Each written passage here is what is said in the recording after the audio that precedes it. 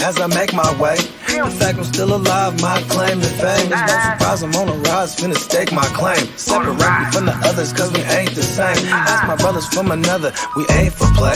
Time is money, so we got no time to waste. Soon as this thing's moving, it can't be stopped. Blue bands in my pocket, call that juggernaut. In the world today takes everything you've got. Taking a break from all your work sure would help a lot. Put your life together. You know the stat quo. Finna get a bag, bustin' down that blow. Out of Easton ho, where they know my name.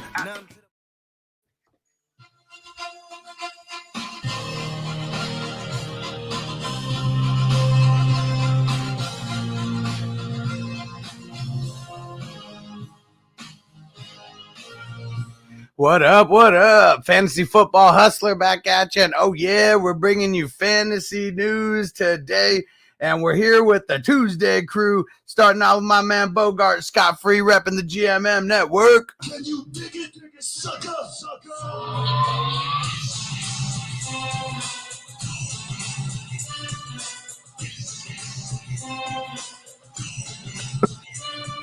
Oh, yeah, 5-time.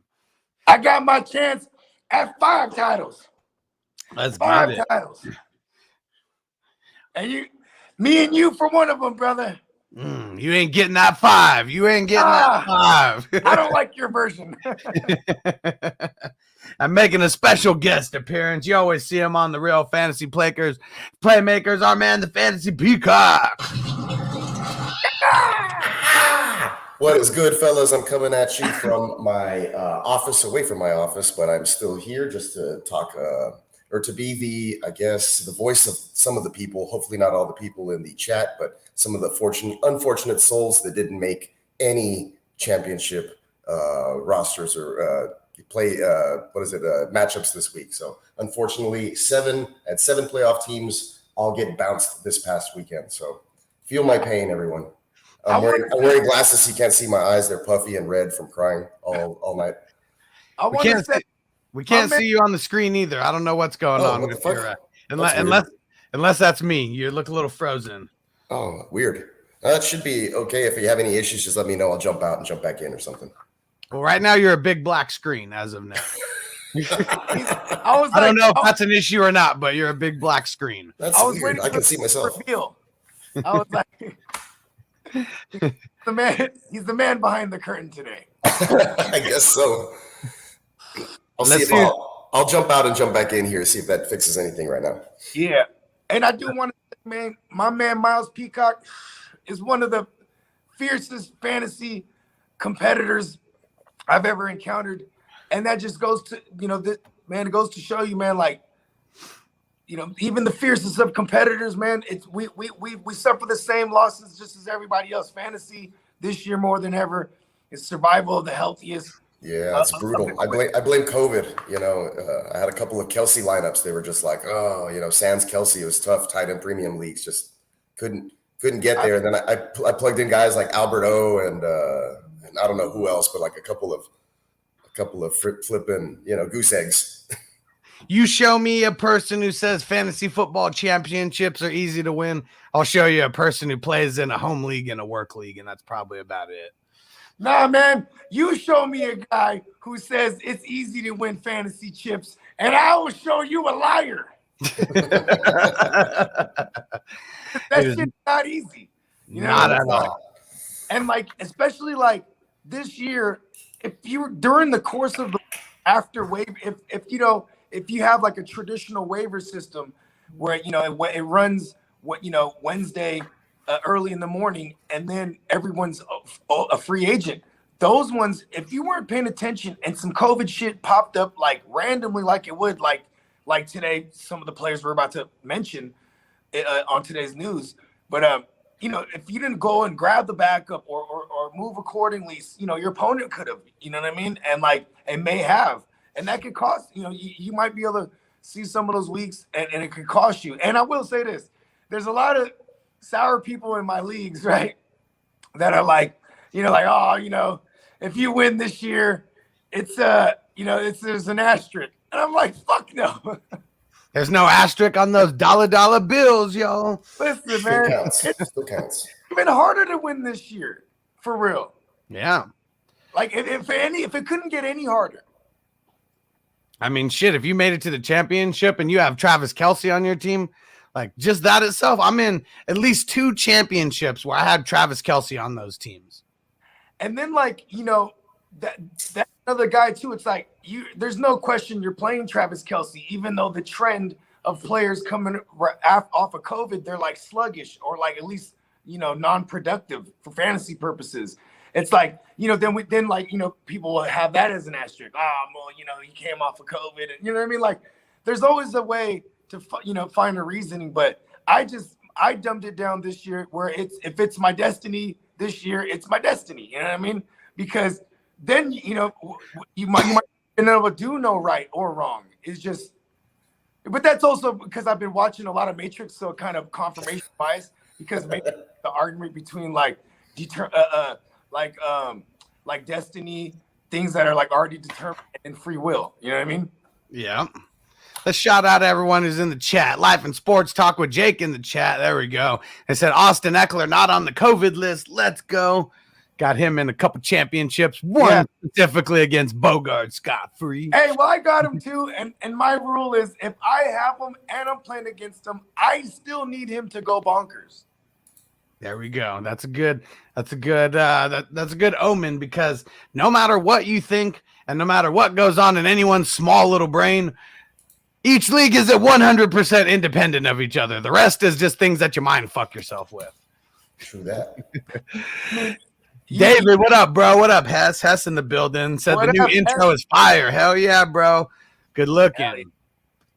Antonio in the building. What up, bro? Antonio. Ronald in the building. What up? What up? What up, Ronald? Oh, yeah. Anthony MathQuest in the building. What up, bro? Chandler said, what up, Huss and Bogey? What's happening? And Big BS. Oh, yeah. So in the Hustler League 9, me and my man Big BS are squaring off for the championship. Oh, yeah. I hope you are ready, my friend. I hope you are ready. I made it, man. I was within 2 points of making it to 4 out of the 9 Hustler Dynasty leagues in the championships. I was this close. Was that the one that we were looking for, like, to be on the right side of a stat correction? Yeah. Yep. It was the Gasecki one. And I was so close, man. I was right there. And, but see, I thought you were winning by the small margin, because then to console you, just to stay positive, I go, man, sleeper, it's rare, man, sleeper's off, because the sleepers, they tend to be on point. And you're like, no, it's happened before. And I'm like, oh, he needs it to swing in his favor.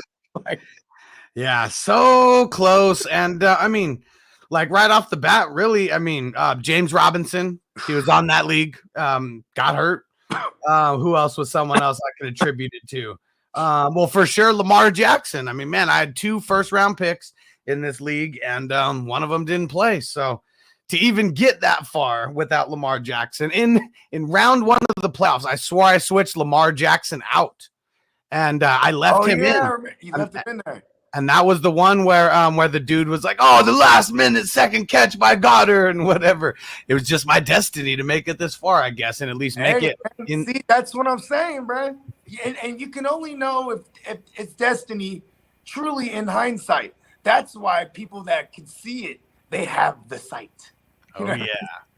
T-Money in the building. What up, bro? Let's get hyped for these championship week, baby. Hell yeah, this is why we play the game. It all comes down to this. We put in so much work, from the preseason prep work to the draft prep work, to the in-draft work that we did, and then to the weekly waiver wires every single week. And now literally none of that matters. It all comes down to 1 week of games.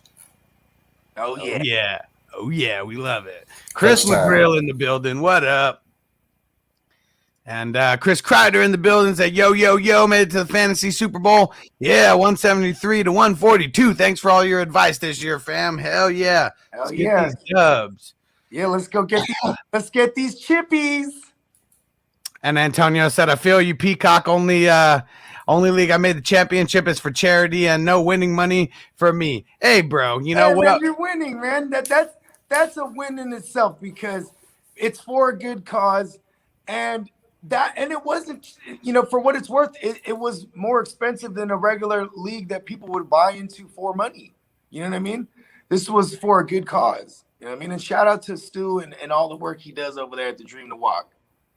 Yeah, and Antonio, I sent you a text message. I totally forgot that in one of our leagues, highest scoring team in the regular season won a little side pot. So yeah, you won a little side pot already. And because of the way that I do these hustler leagues, me and you were facing off in a little championship on the side pot, even though I just beat you this past week. Now you get a chance to redeem some extra money. Look at that. It's not over. It's not over, my friend. That's Christmas residue if I've ever heard it. It's a little consolation, a little consolation prize. So it wasn't all for naught. Yeah.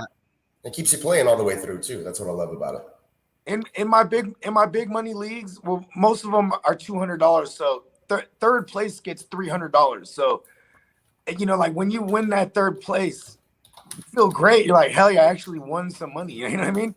It's not just back. Like, and then I like to do side persons too. Like our 14 team, Superflex, it was $150. So that's damn, what's the math on that? I forget. But we had 150 for the longest winning streak in the regular season, and 150 to the most points scored in the regular season. So like people don't dip out. You know what I mean? Like if they're out of it, some people they might leave. This is also designed to keep people engaged because they could win a side pot, or you could even be the guy that wins all of it. You know what I mean?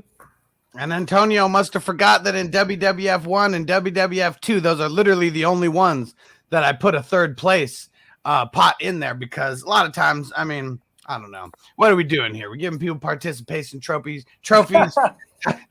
So yeah, but you're still in the money, Antonio, and literally you could, if you win and you score more points than me, you can literally win 2 separate side pots, not winning a championship in that league. It's 3 because you already won 1 side pot for being the regular season champ. So come on, man, let's go. You got to learn the rules. If you forgot, bro, you've already won money and you're still fighting for money. See, but he's spoken like my true birthday twin because he's like, I wanted the big title. We always want more. We got to stay greedy. One thing that I will tell you, Hustler championships are not easy to come by. Anybody who thought they were, I'm sorry, you are mistaken. They are very fucking hard to win. Yeah, in my home league, I got 2 of my buddies. They've been in it for 7 years, and they're both in the championship game. It's both of their first time, not in a championship game, but either one of them has the first time chance to become a first time champion for themselves. You know what I'm saying? So I've won 2 in that league. I had a chance to be 3-time, but got knocked out unfortunately by one of my bros. So I'm wishing him all the worst luck. I'm so glad I'm like that I captured my first unicorn early. You know what I'm saying? Matter of fact, the first year I played, it was an orphan team like 4 weeks into the year. You know what I'm saying? And like I turned that thing around. It was only 8 teams. You know what I'm saying? So it was a very shallow league, but then I was hooked. Because I swear, if I didn't win or like feel the exhilaration of being right and being, you know what I mean? Like, and then, winning a little money, like, oh, this is dope. We're to do this for like quadruple the amount of money next year. You know what I mean? And then it just kept growing and growing. But I swear, if I didn't capture that first one early, I'd probably be like, man, fuck this shit. And I would have missed out on all the fun. Because look, you just said these guys went 7 years and haven't captured one yet. But they still keep coming back because it is like, it's not an easy achievement, you know what I mean? So like, yeah, I know they've won other leagues and whatnot. Yeah, we all kind of play in each other's leagues a little bit, and settings are a little different, things like that. But I know that they haven't taken home the championship in my league because I put a nice little placard, with their name on it and their team name and their record and stuff. Sick. Let's see. And for Andrew, what up, bro? Throwing in the super chat. Good looking. Said Damian Harris or Sony Michel in my flex. Man, he must got some phenomenal other running backs because they're. But see, this one's kind of easy. I'm just going Damian Harris because they're playing the Jags. They're going to be without like Josh Allen, and they got a couple other guys out on COVID too, not just injuries, but. So I think that defense is going to be – they're always going to be on the field too. They're just going to run a ton. Then I want to add that Sony Michel is going to go up against a fairly good Baltimore run defense. They're a funnel defense, truly. I mean, granted, Joe Mixon just tore him up, but he did a lot of that through the air as well. So, I do see Stafford having a nice outing here, coming off a bad week, hopefully against Hustler for me in the Tyrannosaurus Flex League. Not just trying to speak that into existence, but might as well just, try to get all I can while I'm here. You know what I'm saying? But yes, I'm going Damian Harris, the Devils himself. Yeah, I mean, Darius, you're going to go with maybe the hot hand here. I think that it's with Sony, he's not going to see as much competition from Darrell Henderson, who's been placed on the IR now. I know they're activating Cam Akers, but I wouldn't expect him to even get close to what Henderson was getting as far as touches. But you want to stick with a run heavy team, and I think that's what the Patriots were going to try to do. So I think that they're going to try to set up Matt Stafford to kind of bounce back maybe through the air. So I would lean Harris in this matchup here as well. Sony Michel is going to get a couple greasy, cheap, receptions, just out of the backfield. Like that's just inevitable. That's that offense. Yeah. So even on times without the touchdown, Sony Michel is still he's still a back end RB1. So I think the volume is great here. My take with Cam Akers coming back, I think he gets like maybe 6 to 8 carries. The fear is if he looks good and they're like, yeah, keep on going, man. You know what I mean? But I think they really are easing him in. It's a remarkable 2-month early return from his guesstimated time, you know what I mean, of arrival. You feel me? So I do like a lot of Sony Michel here. Ramondre Stevenson coming off of COVID. A lot of time these players, they come off the COVID, you know what I mean? They're eased back in. And he at most, I think it's the same scenario. Maybe if Stevenson is back, it's like a 6 to 8, touches away from Damian Harris. But it's heavy Damian Harris week for the championship. Yep, that's why I'm leaning too. And both guys are great. So figure out a way to get them both in there. But yeah, Dame Harris for me as well. Yeah, it's tough. It's tough. Good options there. Let's see. And how about for Marcus said Knox or Waller in a standard league? I'm not playing Waller until we see him get back at practice. So, listen, man, I'm sticking with the Knox thing. It's touchdown or bust pretty much, but they go for him. He had 2 touchdowns last week. One had a flag. You know what I mean? Yeah. And it was on. I'm down for Knox. Also, I think we're gonna have Beasley out again. We're gonna have Gabe Davis out again on COVID. So both of those guys are still gone. I know that McKenzie was like the big name last week, but who knows if he can continue to put that up. So I think it's either McKenzie or Knox, down that little quick slot, dump stuff.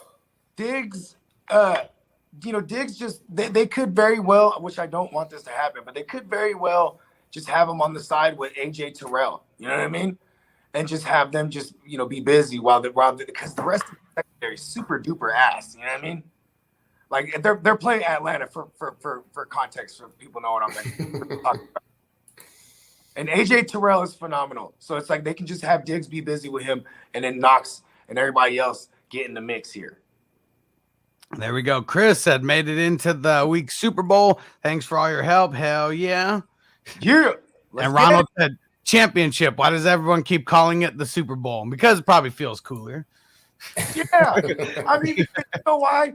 I'll say, here's my reasoning, because I'm little old me in the sports world. I'll never play football or be able to say, look, Mom, I'm going in the Super Bowl. Like, you know what I mean? I must have ran upstairs when the game ended last night.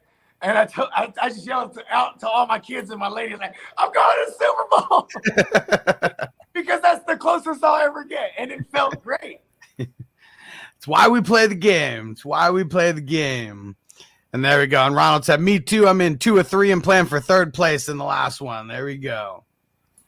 And Chandler said it may be harder to win this year, but also more opportunity with waivers, which is fun.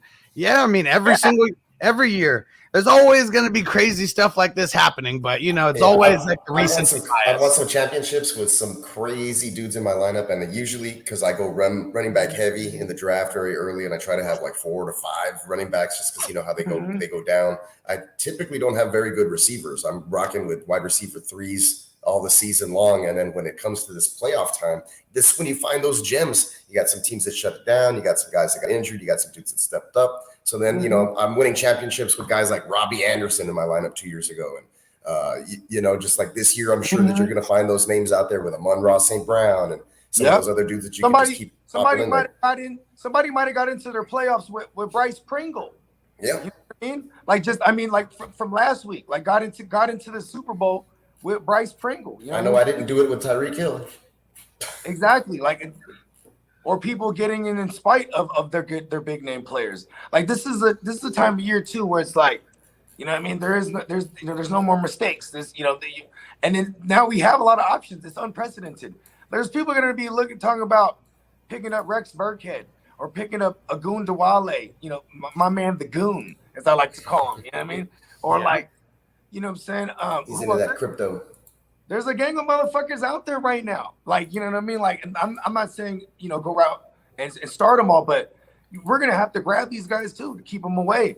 You know what I'm saying? Look at the matchups, look at the options, look at how your stud has been trending lately as opposed to some of these guys that are hot off the waiver right now. So lots of choices to make. There's a lot of decisions to make, a lot of decisions. Don't make those premature decisions either. Don't do it. Not this week. Not this week. And there we go. And Life and Sports Talk with Jake says my water's on now. There we go. Yeah. Hey, Jake, I made the phone call.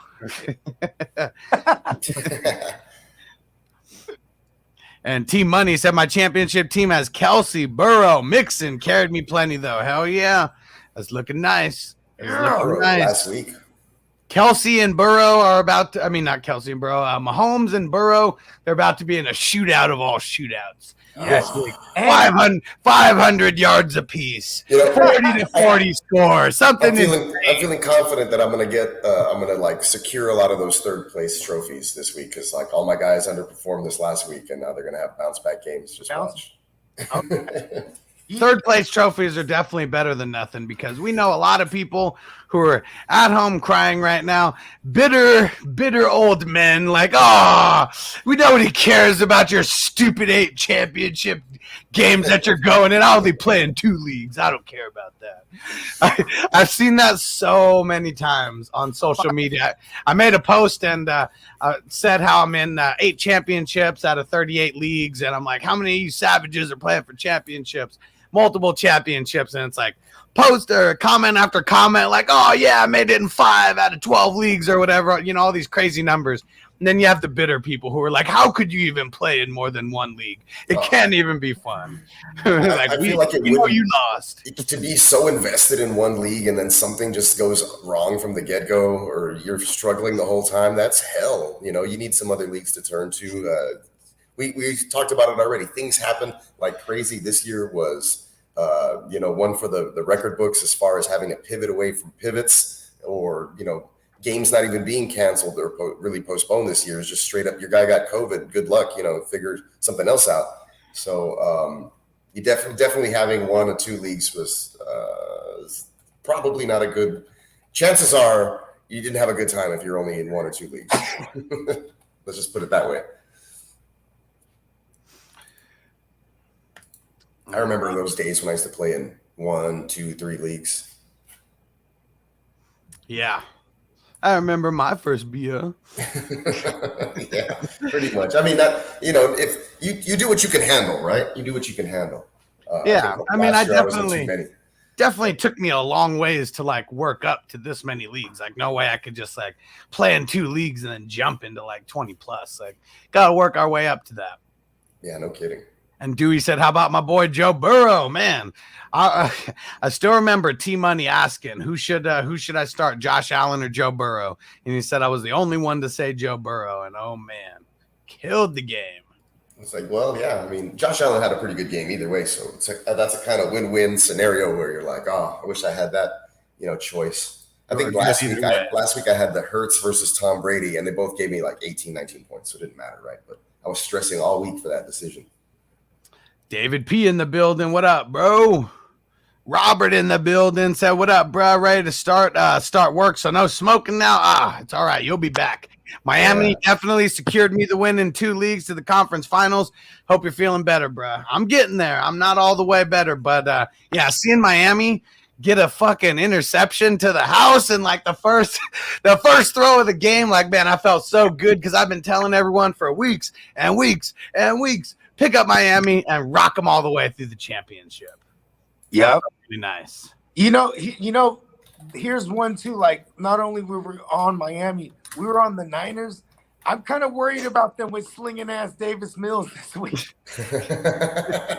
Get it on. The Mills Mafia, baby. Mills Mafia.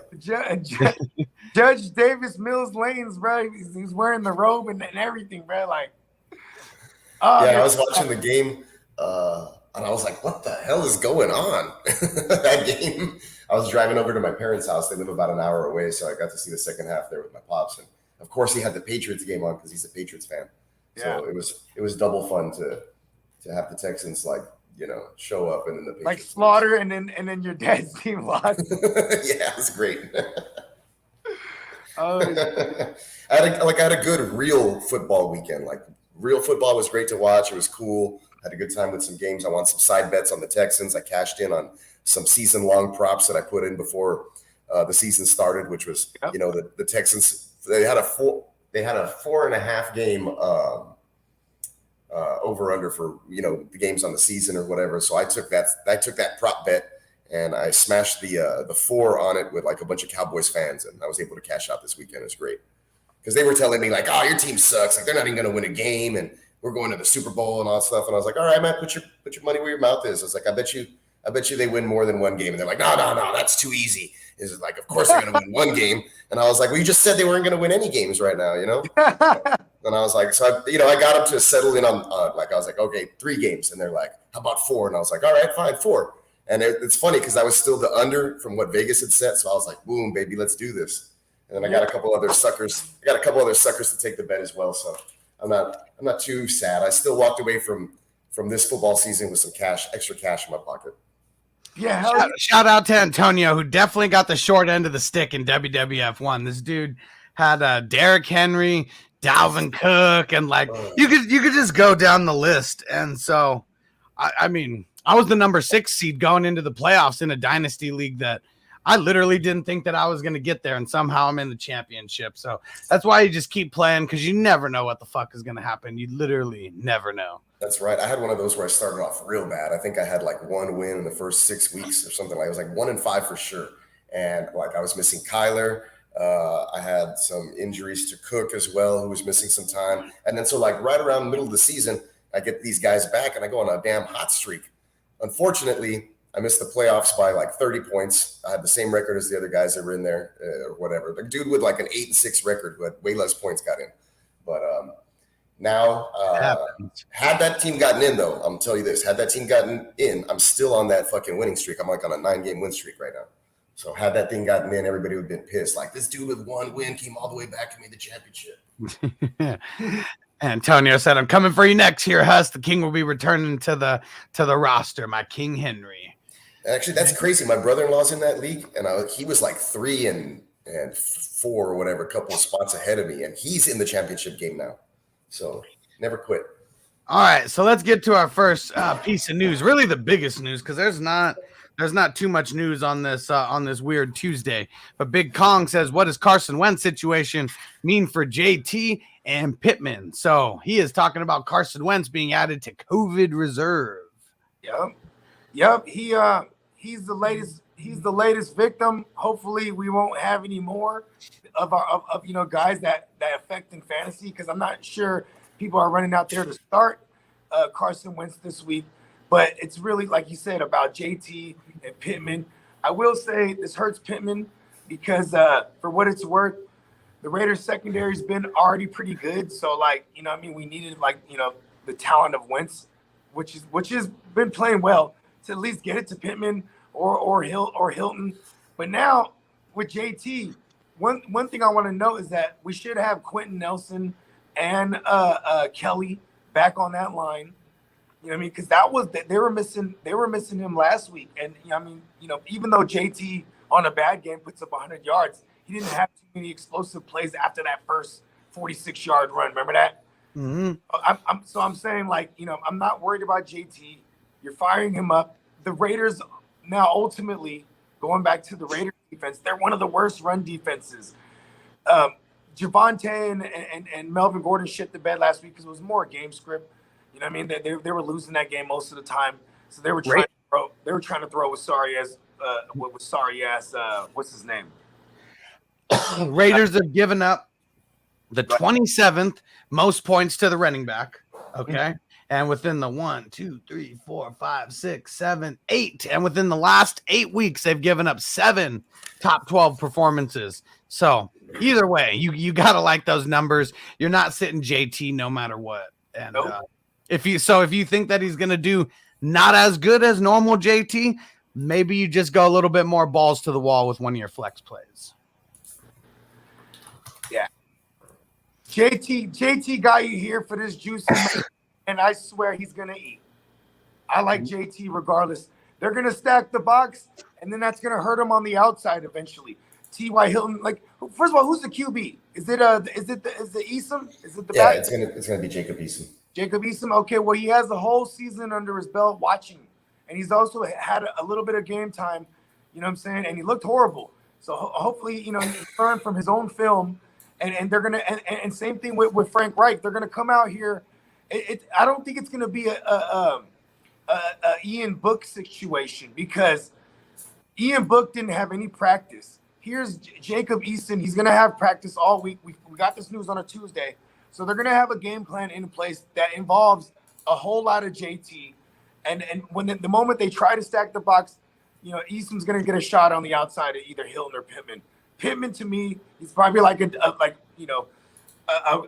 fringe WR3, you know what I mean? And Hilton's a WR4. Man, Hilton's still relevant somehow. He just hasn't died. That's why he's been actually healthy. He just hasn't died. Well, I mean, when someone's heard fantasy, they're dead to us. Yeah, no, that's true. He's still. I guess he can still run routes and get open when his legs are working. Yeah.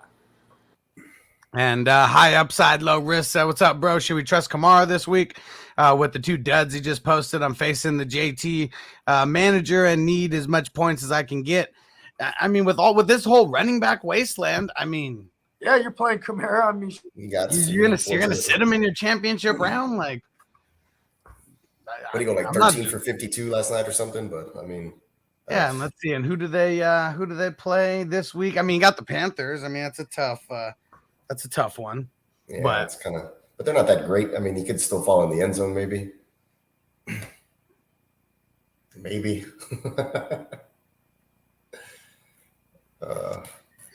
I mean, if it's Ian Book, I mean, I don't know what to tell you. We just hope that someone gets out there who's a little bit more competent than Ian Book. And said I can also play Damian Harris. I mean, I'm gonna try to play Damian Harris too, but I mean, I don't want to sit Kamara, especially not on a Tuesday. We're talking on a Tuesday right now. You're gonna ask someone to tell you to sit Kamara. It's not gonna happen. Maybe on Sunday after a whole bunch of unpredictable things maybe happen or something to get us to go that way, but not on a Tuesday will I tell someone to sit Kamara. It's just not gonna happen. Remember, things can change every single day. And Ronald said, stay fluid. And Ronald said, I survived losing Eckler and Kelsey and then actually playing J-Rob. There you go. Oh, wow. There you go. That's overcoming a lot right there. Big props. Big props. And Antonio said, I thought the game last week was for the prize pot. No, Antonio, it was not. Week 17 is the prize pot. So you're still in it, my friend. So even though I just beat you this past week, you and I are, squaring off again in another matchup. That's why I like this little side pot that I created, because you don't have to be in the championship to be playing for money this week in the Hustler leagues. And high upside, low risk said rate these running backs: Eckler, Kamara, Harris, Michelle, Edmonds. Non-PPR. Eckler, Kamara, Harris, Michelle, Edmonds. Yeah, I mean, you got to monitor some of these situations. If Connor's out again, I'd probably move. Oh, shoot. I mean, honestly, all of these guys are straight up starts. If it's a standard league, I'd probably go Harris number 1, just straight up on that. And then Michelle 2, Eckler 3. But it depends on these other guys' availabilities. Kamara's matchup is tough, and the offense is kind of stinking right now. So I guess I would drop him down a little bit. But I haven't at this point, like you said, on Tuesday, maybe on a Thursday, I could rank him a little bit better, just knowing how things are going to go. If Eckler's good to play, if Edmonds doesn't have any competition for touches in the backfield, stuff like that. The question is Edmonds or Eckler? No, the question is just like rank these 5 players. Oh, okay. At the moment, I feel like I have more confidence in Harris. Life and Sports Talk with Jake says I'm going against Burrow, Zeke, Chase, Mixon. I have Higgins, though, so I hope Burrow has a bad game, but a good game for Higgins. I mean, the wide receiver can always have the better game, especially with the way that a lot of these league scoring works. If it's PPR and, I mean, guy gets 10 receptions. Say something. Don't nobody be afraid of if you see Joe Burrow across your matchup. Don't think he's going to put up a 500 again. This is the Chiefs defense. They're really good on every level. You know what I mean? They're good up front. They got a good secondary. They got my man Snead back. You know what I'm saying? He's all over the place. Like, this is a good defense. You know what I'm saying? It wasn't, the third and fourth string Baltimore secondary that they were, pun intended, trying to string together. You know what I mean? Yeah. And for what it's worth, Burrow, he shredded them up almost just as bad the first time around. He put up like 330 or 340 on them. Remember that? And that was when they had Marlon Humphreys and Jimmy Smith and all their starters over there. You know what I mean? And so I say that to say it's divisional. He knew them well. You know what I mean? Divisional games. I mean, unless you want to take that Cowboys Redskins game into just throw that one out. But most Redskins divisional have been games bad all year. Yeah, I was gonna say most divisional games. They're a toss up. They'll either come down to some grinding or they'll open up in the second half. The Redskins opened the year up giving up an average of like 280 passing yards, right? So now you get all the way to week 16, and here's Dak in the first half throws over 300. You know what I mean? Like, that's how bad they are. So like that was just par for the course. Like, I'm excited for Jalen Hurts starters this week because he got the Washington football team, and he should go yard. Did you go Tom Brady or would you go Jalen Hurts? I'd probably go Jalen Hurts because listen, I love Tom Brady this week. He's playing the Jets. I hope he shreds them up. But like, it's also the Jets are one of the worst run defenses. So the nightmare scenario is that they just run it all over the Rojo and fucking Keyshawn Vaughn hit the drop. Damn it. And those guys did have some games. How about that? Keyshawn Vaughn had a touchdown last week. He did. A big one, too. Tore that shit off. Here we go. One more time for Keyshawn. Yeah. Keyshawn.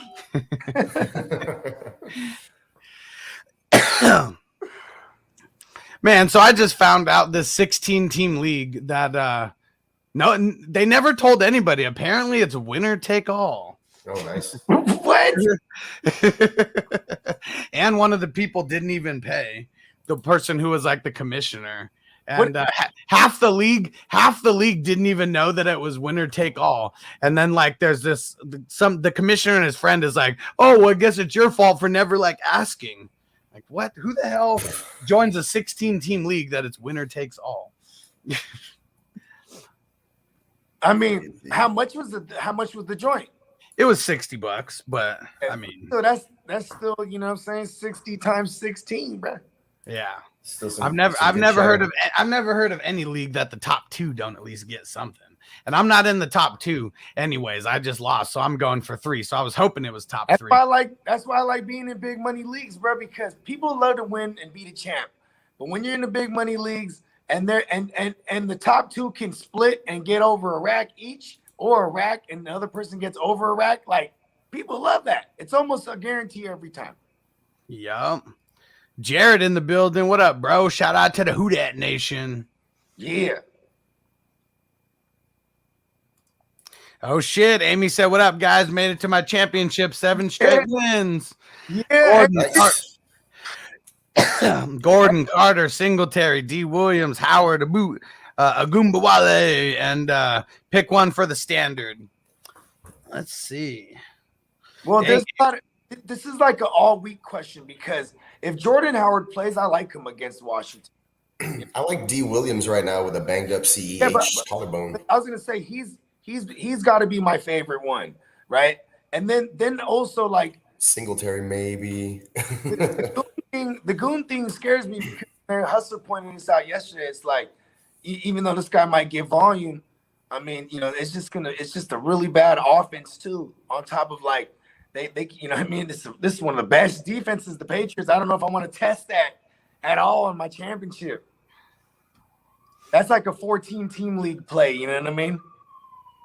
Yeah, deeper league maybe.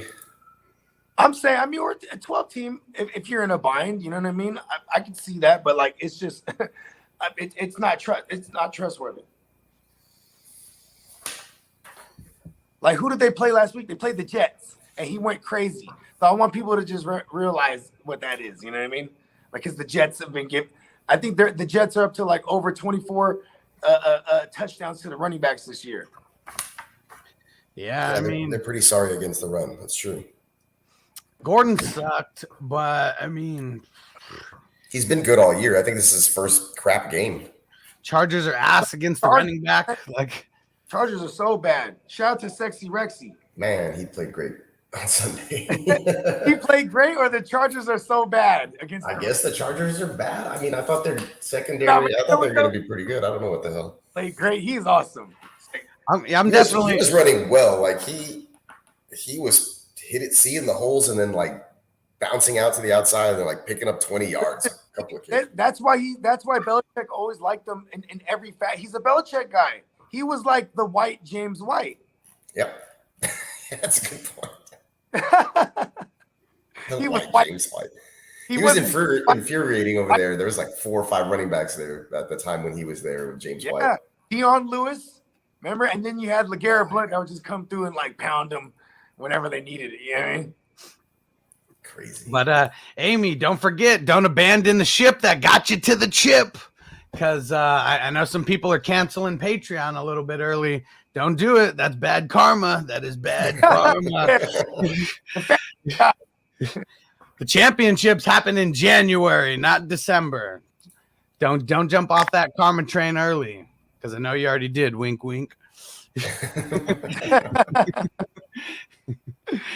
All right, let's see. And let me see. And Antonio said, nice. I forgot about the highest scoring team getting money in the dynasty leagues. It's only League 1 and 2. Those were the ones where the buy-ins were a little bit higher. So there was we had 2 extra things in those leagues compared to every other league that were a couple bucks cheaper. So yeah, Antonio, I know you were all sad, but man, you're literally going for 3 separate pots. One of them you already won.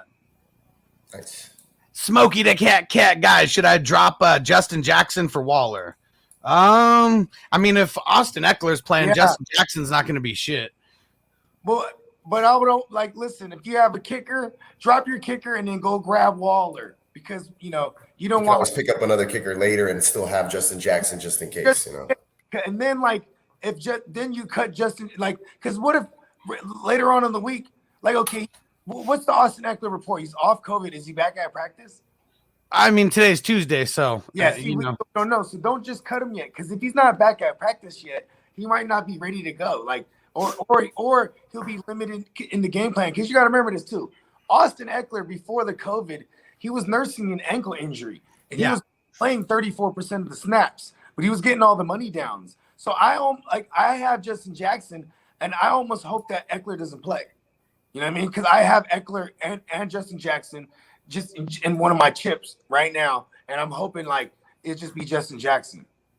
You know what I mean? Yeah. It's more muddy if they both play, obviously, right? And then we don't know if Eckler's still like limited or questionable. Like I said, the ankle. He was getting 34. The last 2 games, he played like 34% of the snaps. There were all the money downs, like I said, though, like the red zone and third downs and shit like that. And he was getting, he's getting targets. But like, all the gritty work that, I'm saying, that going to Justin Jackson. So I like for my championships, for the Super Bowl, I would prefer Eckler doesn't play this week and for all our Justin Jacksons to just go crazy. I have Justin Jackson would be playing in more championships than Eckler, so I can get with that. Especially the league that I have Eckler against you. I already got Jackson, so we're all good in the hood. Keeping those pockets loaded. All right. Hustlers in champ. Hey, listen, bro. We all in championship mode right now. Let's go. Oh, yeah. This week is going to be nice. And this week, I mean, I don't know. You guys have any championship week traditions? For me, it's always watching those, the nostalgic sports movies, all these championship movies. And then it's going to come down to, we got the Movies and Munchies podcast going down tonight. We're going to be breaking down some bracketology for some of the, for the top 16 sports movies that were voted on in the Fantasy Football Advice Group. And I got a couple gripes with some of these choices. Well, no, it's all good. We're gonna save it for the show. That was just great. We want them to tune in. You know what I mean? Oh yeah, we will. I'll give a little sneak peek. I'll give a little sneak peek right now. Let me pull it up here. Yeah, pull up the link. Some sour gripes, not grapes, but some sour gripes. Here we go. Let's pull it up here. JC Money Design, making sure to keep us with some solid graphics here. So we got a big breakdown tonight, starting all the way with number 1. Remember the Titans, and I'm not going to go down the full list. You guys can see it all here, but we got a big list of movies that we're going to be voting on tonight.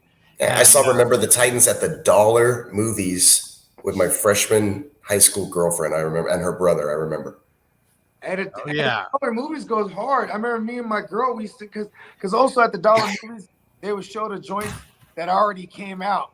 Like, yeah. This was already, it had been in theaters forever. It's like, now is a good time to go Remember the Titans. All the old movies. You feel me? Like, that shit was dope. I wish they still had those. I mean, I'm sure they do. I mean, I don't know.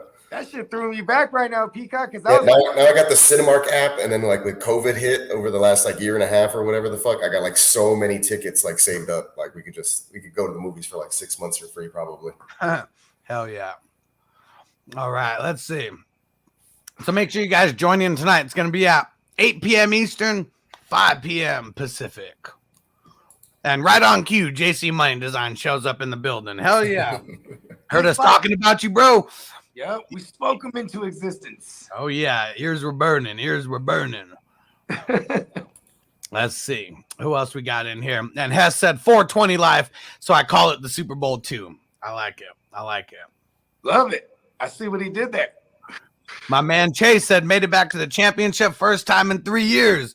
Let's get go. These dubs. Oh, yeah. Oh, let's get these dubs. One of my home leagues, bro. This the cheapest one. It's only $100, but like, it's just, I hate these motherfuckers. And we all hate each other. It's just, these are my boys from that all started all together in this shit. And this motherfucker, fuck these motherfuckers. I'm back. It's been 4 years and I'm back. And they all don't want me to win.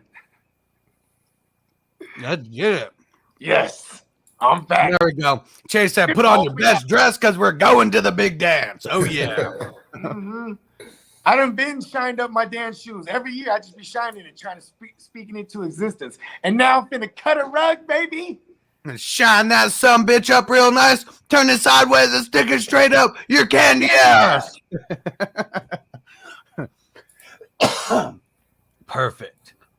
Oh, man. The rock isms are going to be coming out this week for sure. Because we're taking down all these Rudy Poos and jabronis. Yes. Andrew said, my chip team, Burrow, Chubb, Eckler, Chase, A.J. Brown, Damian Harris, Waller if healthy in the Bears defense. I like it. Yep. Just make sure you have a plan for Waller. You know what I mean? A pivot. You know what I'm saying? You know, I'm pretty sure Foster Moreau's floating around out there. The Colts aren't the greatest against the tight end. You know what I mean? They've given up some decent games, and they've finally been targeting Foster Moreau like we wanted him to be 2 weeks ago. Remember 2 weeks ago or 3 weeks ago even when he put up a big old goose egg for everybody, and that was the first game after Waller was out. And I remember the week before that, we were like, man, Waller's. I was telling everybody, man, Waller's just done, bro. Like I don't even think Waller even comes back. So I don't even think he practices this week. This is crazy. I don't. Yeah, have a plan for Waller. I don't have a lot of confidence in Waller right now. He's been out multiple weeks with that knee sprain or with the everything. He has extension. Like yeah, it's just not. Just doesn't bode a lot of confidence for wanting to start him. I know that he really hurt me in a fantasy league that I just got knocked out of this week, and I was missing Kelsey as well. And you have to start 2 tight ends, and I used to dominate that league because I had Kelsey and Waller, and they were both out for this semifinal match, and it hurt. It hurt my heart. So I would definitely have a backup plan. If you want to pivot same game, of course, Foster Moreau is there. But I think there's a lot of good streaming tight ends. Like we've picked on the Seattle defense for tight ends and some other matchups there that you could probably look for if you're having trouble finding somebody. In Detroit, so there's not really someone. I would say if there's a Gerald Everett out there somehow, if he's just out there, because some people just be sleeping, bro. He's in a smash spot against Detroit because they're like 14 or 15 against the pass, and everything's been funneling to tight ends for the past like 6 weeks. So that's or maybe even a Noah Fant who's actually been getting. Well, is it Noah Fant? So one of them's been getting targets over there. Well, it wasn't Alberto because he gave me a big 0 this last week, so it was probably Fant. It's probably a big. It's probably a Foster. I would look for Foster Moreau if I'm him. I'm looking for Foster Moreau, especially the way the Colts play. The Colts are aggressive up front. The ball's going to come out quick. You know what I mean?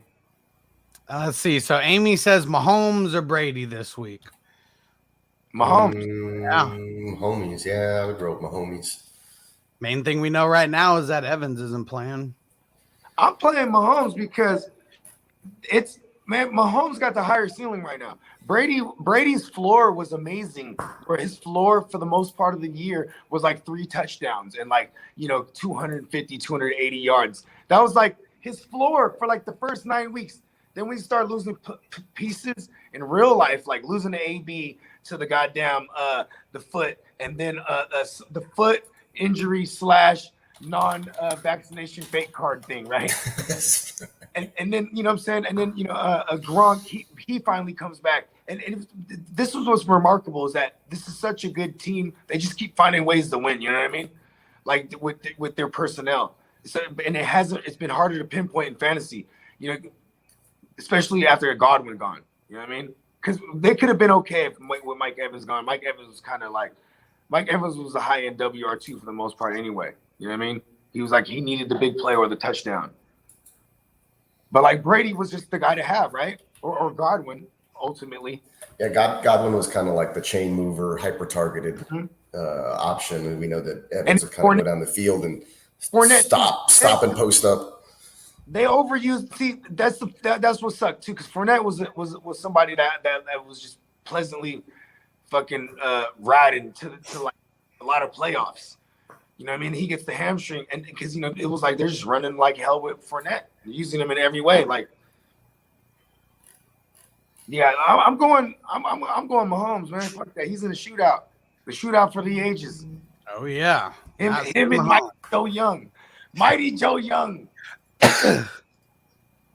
Carrion Johnson was signed to the practice squad by the Eagles.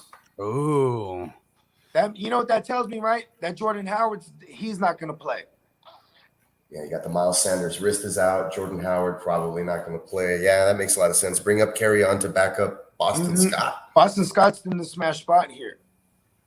So like he'd probably be like he's the guy I'm grabbing over the goons, the Goondawables, and the motherfucking the Rex Burke, the sexy Rexies, and all that people might be clamoring for right now. You know what I mean? I'm going in for the Boston Scott. Yeah, that seems legit. I don't trust Burke versus San Francisco. And Andrew said thoughts on tight end to stream. I have a Gesicki, Everett, and a Higbee Komet on waivers if Waller doesn't play. I mean, give me Everett. Gesicki, Everett, Higbee, Komet. Those are the four. Give me Everett. Give me Gerald Everett, aka G-Eazy. He get it done. They've been looking for him. Komet always gets taken out near the goal line, and he never gets the touchdowns. So that sucks. If you're looking for, I mean, you could play any of those other guys that can have one catch and a touchdown and probably finish with more points than Komet because of that. What did Gesicki do last night? I mean, he didn't do it. He didn't do anything too special. But let me go see what he actually did. They probably didn't have to, and then the Saints defense. If you combine him and what's the other tight end's name? Smythe. Like if you combine them, they would have had a decent game. But see, that's the problem is because like they're running like a bunch of 12 personnel. Like they were three for 22. So yeah, a whole lot of nothing. Yeah, bro. I played Smythe and Albert O in place of Waller and Kelsey in my playoff this past weekend. So that's pretty much why I lost. In a tight end premium league where I was dominating because I had Kelsey and Waller. I do like Higbee this week versus the Ravens, who are like really ass against the tight end. Yeah, I mean almost everywhere right now. Yeah, Higbee had a decent game. I think in a full PPR he had like 10 or 11 points this past week or something like that. I didn't want to play him, but I was like, well, I have no choice, and he did all right. T Money says, so you're saying starting Burrow over Allen again this week? So it's a little early for that. No, I'm not doing that. I'm playing Allen. Against Atlanta, bro. It's gonna be slanging that thing. He's gonna pass it. He's gonna run it, and they're not gonna let up. Because I feel like they got to get their mojo back. Like you can't just go into Atlanta and just win. Like they got to go in there, big dick swing, and then like really like stomp the shit out of Atlanta to get their mojo right. Because they're not looking like a team that's going to go far in the playoffs right now. I mean, they did just beat up the Patriots in New England, right? And but also here's another thing is like they need to do a lot. They're not even super secure in their spot. You know what I mean? No, not even. Listen, this one's a close call though, because I do like the shootout. That's why I can't say like definitively. Yeah, I want to draw back just a little because. Who knows what's the playoff split for the NFL? Like if a team split, I mean, I know like the head-to-head, obviously that's one, but they've split. It's a strength of schedule usually, isn't it? Yeah, exactly. I think it's strength of schedule. So, but I don't know what their they call it a strength of competition, though. That's what. Yeah, you look at who they've played and then who they've played, and what their records are. Yeah, that dude, Scott Hansen, was trying to break it down on Red Zone. I was like, yeah, whatever, what he said, because apparently. Wait. When you play in the same division, you play literally the exact same teams. No, but check this out though. So when the Raiders beat the Broncos last Sunday, because of strength of competition, right? Apparently, the Cowboys secured their division that moment. Well, that's not making sense to me because I know when we're talking about like, in the middle of the season, maybe that makes a difference. But at the end of the year, the Patriots and the Bills are going to play the exact same teams. I don't know. I don't get it. I'm saying this is just what I'm paraphrasing how he was breaking it down, but it's quite odd. It reeks Scott Hansen, you in the nuts. It definitely reeks of the mafia. Shout out to the All right, let's see. Okay, so I just did some quick Google. Let's just see what this. Perfect. Let's just see if this. Let's refer to the Google. Great, it's on Reddit, so I can't really tell you that it's going to be completely accurate or whatever. But yeah, Pulse Zero made it to the championship, going up against Jonathan Taylor and Deebo Samuel. Oh, gotta go up against him. Ooh, good that's luck. rough. Good luck. Yeah, Just steer the course with your players. NFL tie-breaking procedures. I think this There will we be a little go. bit. And Pulse Zero said, should I play the Saints D or the Cowboys D? Cowboys, you just keep rocking the Cowboys, man. Man, Saints play the Panthers, though. Panthers are so ass. Who's like? I want to know who's going to be the quarterback for the Saints, because if the other side of the ball can't do anything, they're just going to let. Then the Saints defense is going to be like they're going to be gassed by the third, fourth quarter for always being on the field. You know what I mean? That's true. That is true. And like they're just giving up. Whenever you're playing from behind, a defense can't go like trying to sack all crazy. You know what I mean? They start playing different. It's gonna be tough. There's a 12-step process when two clubs within the same division have a tiebreaker or need a tiebreaker to determine who the winners are. So if at the end of a regular season, two or more clubs in the same division finish with identical won-loss tie percentages, the following steps will be taken until a champion is determined. Head-to-head. So best won-loss tie percentage in the games, right? So that's what we were talking about. But since these guys are in the same division, they would be identical, right? Yeah. So then best won-loss tie percentages games played within the division. That's the step we just talked about. Then best won-loss tie percentage in common games, and that would still be the same thing because they have the identical. They're playing the same schedule basically. Games played within the conference, and then it goes to strength of victory, then strength of schedule. So strength of victory, I guess, would be like if you blew a team out. So it goes to that first, then the strength of schedule, then best combined ranking among conference teams. Yes, points scored and points allowed. What I'm talking about though is like for some, however all these different systems work, right? You know what I'm saying? However they break it down. When the Raiders won, again, that locked in the Cowboys spot. Like because that's what but they play different division, different conference. Division. That makes it easier to do because you don't play the exact same team. But their divisions, here's the thing is their divisions played each other. That's where it played the part. You know what I mean? I like these that come down here towards the end, 9 through 12. It's best net points in common games. So that's the same for in division, right? But best net points in all games would be the next one after that. Then best net touchdowns in all games. So if your offense scored more touchdowns than whoever you're tied with at this point, then your team, gets that tiebreaker. They got hella tiebreakers, bro. I bet you. Yeah. And the final last step, coin toss. Yeah, there we go. I thought they were gonna say freaking duke it out, like fight to the death. Fight to the death.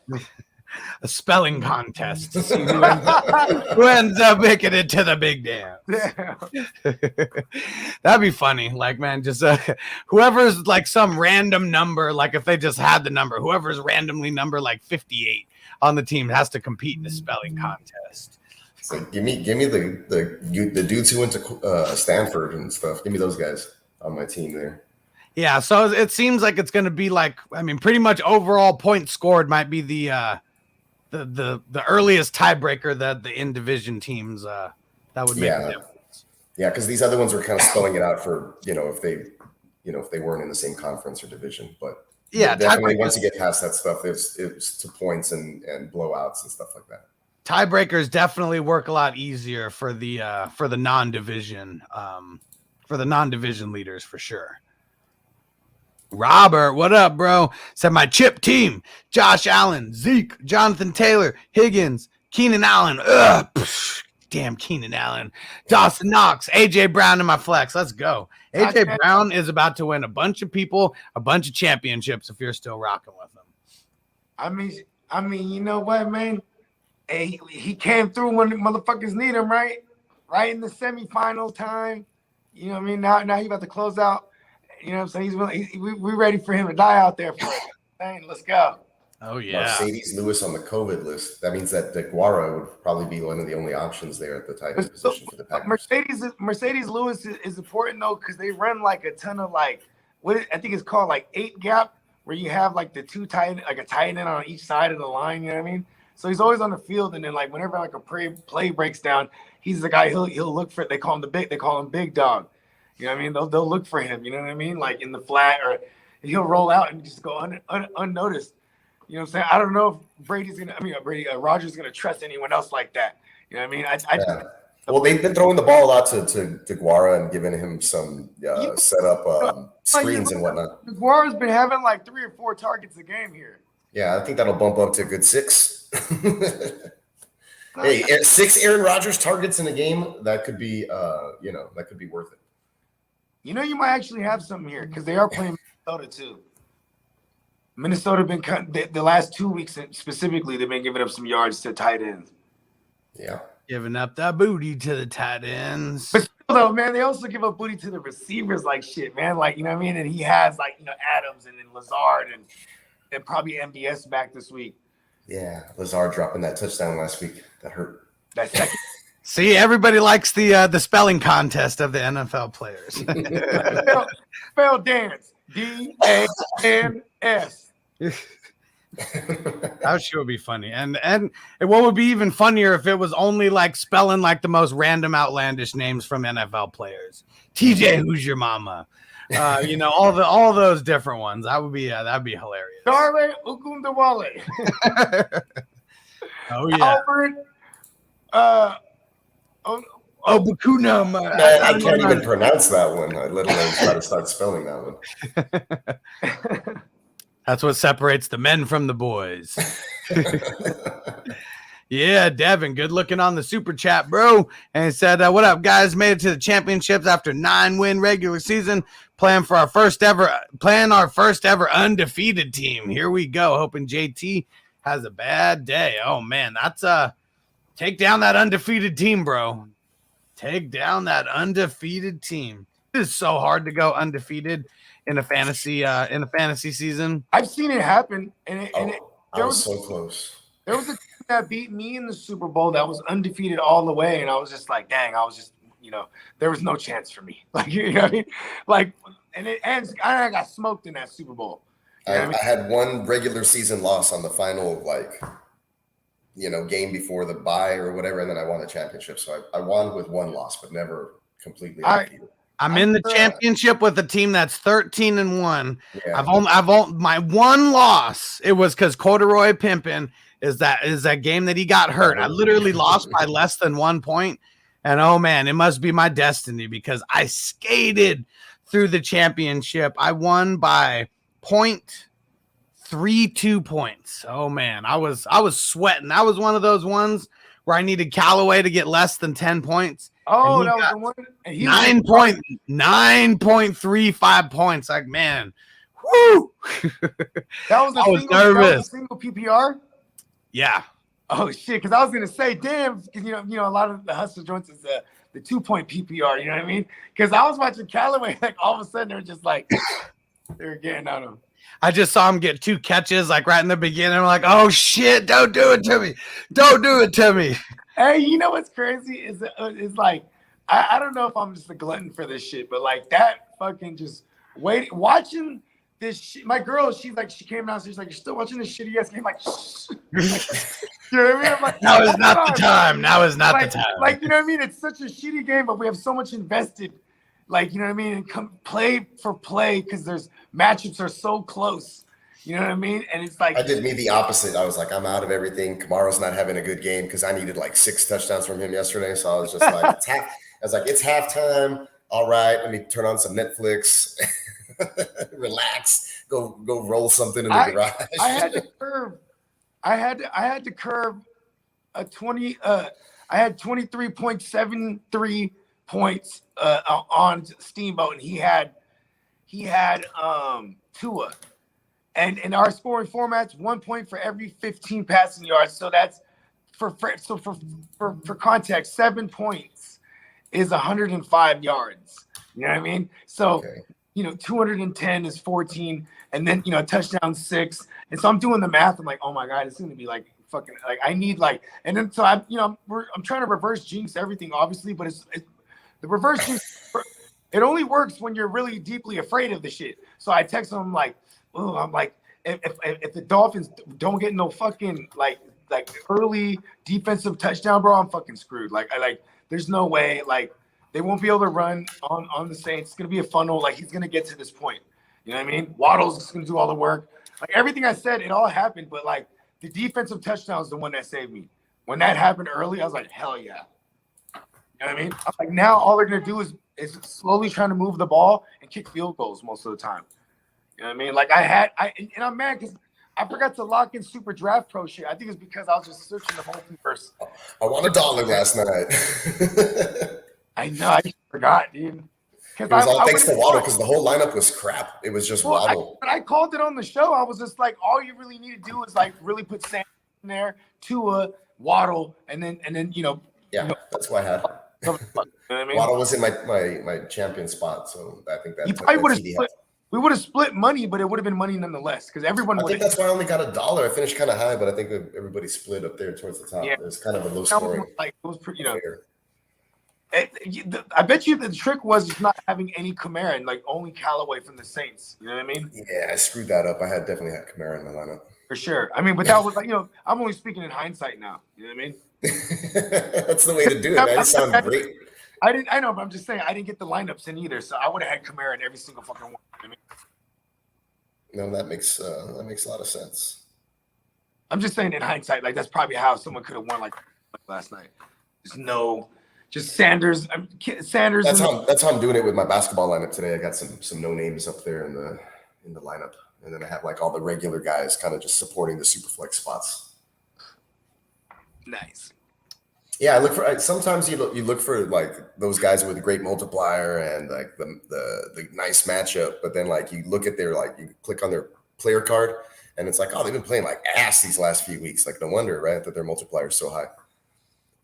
So I kind of go with they graph it out for you. I kind of go with the guys that are trending up sometimes, and I'll stick those dudes in my champion spots. We had the homie Second Take Extra. He was like he used to frequent the chat. But he kind of came over from TD's channel. You know what I'm saying? He's one of TD's fans. But this dude Second Take, you kill it every time, bro, with the basketball lineups. Like, and I would just be fucking up, not playing those lineups, and then I'm looking like, damn, all the motherfuckers he said, they all hit. Like, we need it. We need those hit lineups. I'm happy with a couple of bucks here, a couple bucks there every day. I'm telling you, do that makes me feel before the playoffs or January. Just throw the hundo. Yeah. See what it do because you're gonna win way more money, bro. Yeah, I was really hoping to take home a fantasy championship this upcoming weekend, or be at least in one. That way, I'd be like, okay, no problem, let's do it now. Our man David P. always coming through, always talking about how much money he's winning on Super Draft Pro. So the best decision he made was jumping up to that 100 because as soon as he did, he started winning money. Right, I mean, bigger money right away. Like it's nice winning $1 here, $1 there. When you start winning 20, 30, 50, 60 bucks, I mean, it's nice when you're only dropping $3 a day. I went on a little tear where it was like $40, $30, $20, $60, and then like I hit one for for another 60, and I was like, oh shit, I made like $200 in the last week. But see, it's funny though. In the past week, I haven't won nothing. You know what I mean? But hey, ride the waves, ride the waves. But you know what I'm saying? We closed out the year strong. Now we open it up stronger. You know what I mean? There we go. And David P says Parker, Metcalf, Ayuk, Gallup, pick one. It's between Metcalf and Ayuk for me in this particular one, just because I'm hurt from Parker's no targets last night. I'm going Metcalf until we hear a little bit more about Jimmy G. Oh, that's and right. His status for the week. Jimmy's not going to play. Yeah, he's done. I think they're definitely going Trey Lance. What? Just does that little bone chip in his thumb? That's it. Come on. That is true. Though. He's handsome, Jimmy G. He's like, I don't even jack off with my hands, man. I want to see Davis Mills versus Trey Lance. I want to see that. Yuck! That screams vomit all over it. I think it's going to be great. I mean, we saw. I'm okay with Judge Davis Mills lane. I do not want to see Trey Lance in the championship. Like, I mean, for all the Schmitties of the world, for all those Schmitties of the world, saying give it Trey Lance a shot. If you're out there in the super flex and you have someone like Lamar Jackson and like Mike Glennon, and you've been trying to string it together, or like somewhere along the way you have your Davis Mills. I would play Davis Mills and Lance in the championship in a super flex, like those two. For sure. There's a lot of people are going through situations like that in a super flex. You know what I mean? I had to play Tannehill last week, and I didn't feel good about it. I'd be surprised if Trey Lance is actually available to pick up in a super flex league. Though. You want to know what's true? Hey, so check this out. So here's the thing with Trey Lance this week. I think like people are going to automatically say the right thing, that he has the high upside with the running the ball, and he has the big playability down the field. He got all that. You know what I'm saying? Another player on COVID reserve. Will Lutz just placed on COVID reserve just now. Yeah, well, he was never kicking for them anyway. I don't know. He's been hurt. He's had a scrub. Yeah, he had a groin ball. That's why it's been like Brett Maher. Anyways, right? Going back to I don't even remember what the fuck I was saying. I was getting Trey Lance, right? He averaged 40 yards rushing both games that we've seen him start, right? Even the game when he came in relief. You know what I'm saying? He ran for like 80 or like 70 something that game in the second half of the game, and he threw for like 140 or whatever and a touchdown. So we seen him be able to he rushed for a couple TDs this year, in gadget plays. For fantasy, it could be fun because it doesn't need to be pretty. You know what I'm saying? But here's the caveat: is the Houston Texans, right? They're the best against rushing QBs. They're like one of the worst against fantasy running backs. But for QBs, and we're talking about like Josh Allen, Kyler Murray. I mean, I know Russell Wilson hasn't been running around, but you can put him on the list because they play Russell Wilson too. Like these, for what it's worth, even I'm saying, Trevor Lawrence, he's trying to run around on them. I mean, they're not allowing that. So I that's the one thing I worry about Trey Lance this week. Yeah, despite the fact that they haven't been like a great team this season, Lovie Smith's defense kind of come around. They have some pass rushers, so if they get some like those mobile quarterbacks, that's the one thing that has been good. We've been constant on this show talking about how much overperforming the Texans defense have been doing. They're savages out there. Those guys he has them prepped up, ready to play hard every week. So they go hard for Santa Lovie. Lovie Smith is going to be one of those guys that's going to try to get that Jacksonville job. Watch. Well, look, check this out. I saw a tweet somewhere. I forgot how it was, but like Lovie Smith, he typically takes over, and he's also head coaching while he's coaching the defense. I think it's 3 different instances where he's only been the defensive coordinator. He has those teams DVOA like top 5 every single year. So when he gets to focus in on just being the DC. Yeah, they usually perform a bit better. So that's something. I mean, you can look at like so many, just go down the list of like the Wade Phillipses, of the world, like guys who just completely dominate when they have one thing that they have to focus on. Dan Quinn. Yeah. Dan Quinn. Go, he was with the Legion of Boom. He was part of the architect. Like, I mean, it was really Gus Bradley, but then, he was Gus Bradley's disciple that took over that defense. And it made it the Legion of Boom that we knew and loved, or hated in my instance. Right? Dan Quinn, medicine woman. And for real though, and like I mean, shit. Look what he did with the Cowboys, because Atlanta, his defense was kind of feisty the first couple seasons, but then they weren't worth the shit. For the last like 4 or 5, he was there. You know what I mean? Yeah. Yeah. It's crazy. Dan Quinn, medicine woman. Classic. I was like, this guy needs a nickname. All right, let's see. Antonio says, say goodbye to Hollywood, Gage, Kirk, Carter. Pick 2.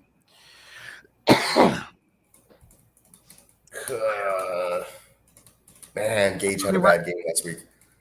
Right, I mean, right off the bat, I want to say Gage, just because I feel like they're going to be getting their ass kicked so much that they're just going to be like throwing it a lot.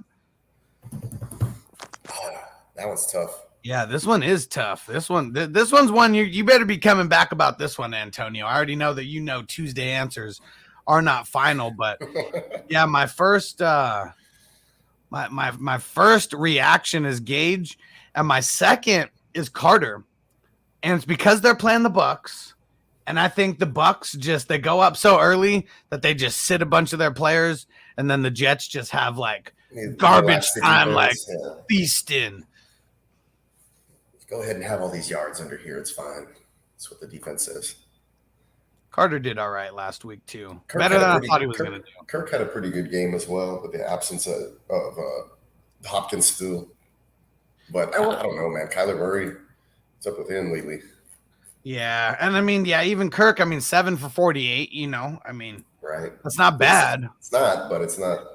If you wish the yardage was a little higher, I guess, or but seven's good. You want to take that. What did Carter end up getting? Yeah, I mean, shit, Carter went 116 for or he went 16 for 118. I mean, against Jacksonville Jaguars. So he did what he was supposed to do. That's for sure.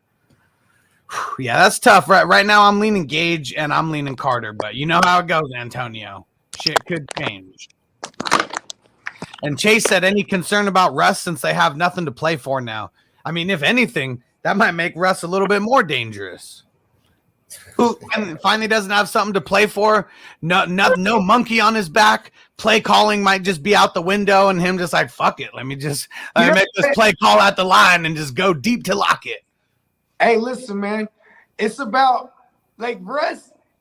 Listen, man. In the back of his mind that like the Boy Scout that he is, there's still a little part of him in the back of his mind that says like, man, I'm about to get the fuck up out of here. So he wants to show out, bruh, because I remember when I first started doing content, like, I remember there was a stat with Russell Wilson that was like, he was like 76% of their offense. You know what I mean? So that means like if they scored 4 touchdowns, he was responsible for 3 of them. You know what I mean? Like this guy just did it all for that team. You know what I mean? And then but all Pete, old and senile Pete. You know what I mean? Ellen DeGeneres himself. just want to run the ball and play defense.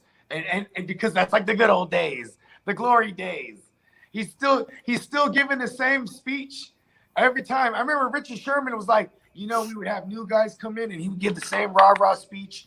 And I'd be like, man, like, he's like, when you hear that shit, like, 5-6 years, you're just like, man, you know what I mean? Get tired of it. Well, because it doesn't work on them no more. Like, you know what I mean? This is how he does it. He was a college coach where people come in and out. Like, you know what I mean? And like, that's just white noise to an NFL pro who knows that it's bullshit. Yeah. Stanford grad.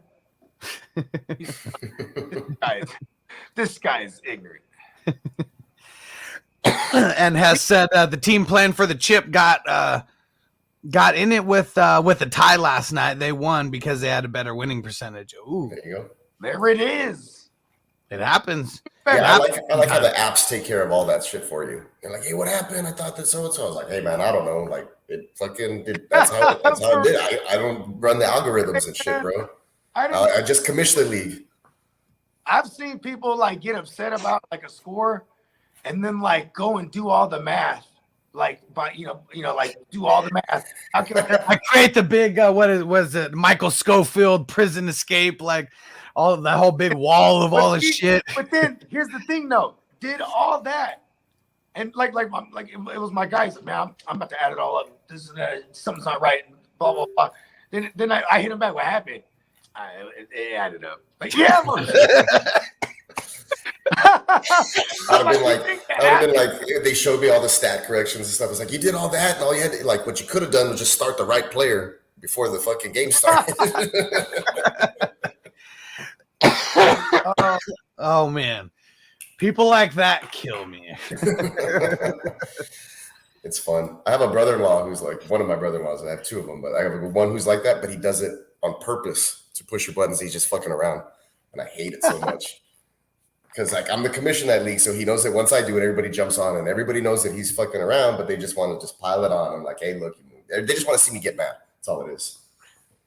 Just want to make it hard. Let's see. Do we got Elijah Mitchell news? I'm tracking him, but not well. Lord, I have no idea, honestly. We have nothing as of now. Come back to me against Houston. I need you. At this point, my season-long prop bet is over. It doesn't matter if the Texans win or lose any more games, so it doesn't. It's cool. No, but you gotta understand those teams that got ugly records like that. They a lot of them, they want to put film on there, so they want to fuck guys up, bro. Oh shit, yeah, man. I mean, well, they asked Coach Coley if if like everybody's pumped up to play the role of the spoiler like they did this week and the week before that and like stuff, whatever. And he's like, that's not what we're worried about. He's like, we're worried about the next game and one game at a time and getting the healthy players out there and playing hard and ready to play. You know what they're trying to do too is because this is a bit like this is going to be the same staff there next year. Because I don't think anyone's going to want this job. No offense. But yeah, no, none taken. So I mean, I would like it. I think I'd do a pretty okay job. Like, hey, we should go for it here on fourth down, coach. The analytics say so. Every team needs a guy like that. For sure. Not for hire, guys. Texans, Houston Texans. Who started doing that first? At least the first I noticed was John Harbaugh. He had he had like this young dude. He's there with like a clipboard. He's like doing fucking math equations or some shit. Some kid from MIT, right? Yeah, he's like I was gonna say he's like from Columbia or MIT. Gave him his first job, and that kid grew up to be Sean McVay. And you know who he was? He was one of those kids from that 21 card game team. Remember that? And if not, my version's better. Yeah, like it. We'll allow it. They got that guy kicked out of Vegas a couple times. And now he's working for John Harbaugh on the sideline, just telling him to go for it or not on every fourth down. You know, that's how serious the black book is, though. They'll put you in the black book. You know what I mean? So and they have facial recognition now. I remember, my dad does a lot of business in Vegas. And I remember he said one time he dropped his wallet. This about 10 years ago, even technology. So I'm pretty sure it's more advanced now. But he dropped his wallet. Some dude picked it up, went to another casino, like a neighboring casino, and just trotting along like they finally got him because everywhere he went they had facial recognition. Damn. So, my dad reported it. They're like, oh, boom, here's this guy right here, picked up your wallet. Boom, and they just followed him, until they found him. You know what I mean? Cameras and shit. And especially all those casinos now. I mean, it's all the same fucking corporation that owns them all, anyways. It's all the same eye in the sky now. You wouldn't be able to go to Vegas. You wouldn't be able to go to McCown. You wouldn't even be able to go to Atlantic City, bruh. I'm so serious about that shit. That's why I make it at a point. I'm always with stunners too. You feel me? Hey, that's you know what? Bogard,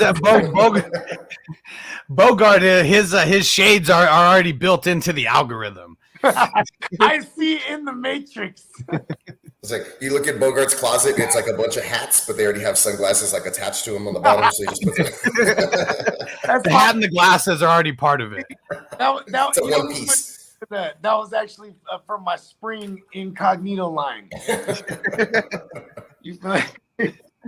Oh, Sea-Dog. I faced Waddle last night and lost by 0.3.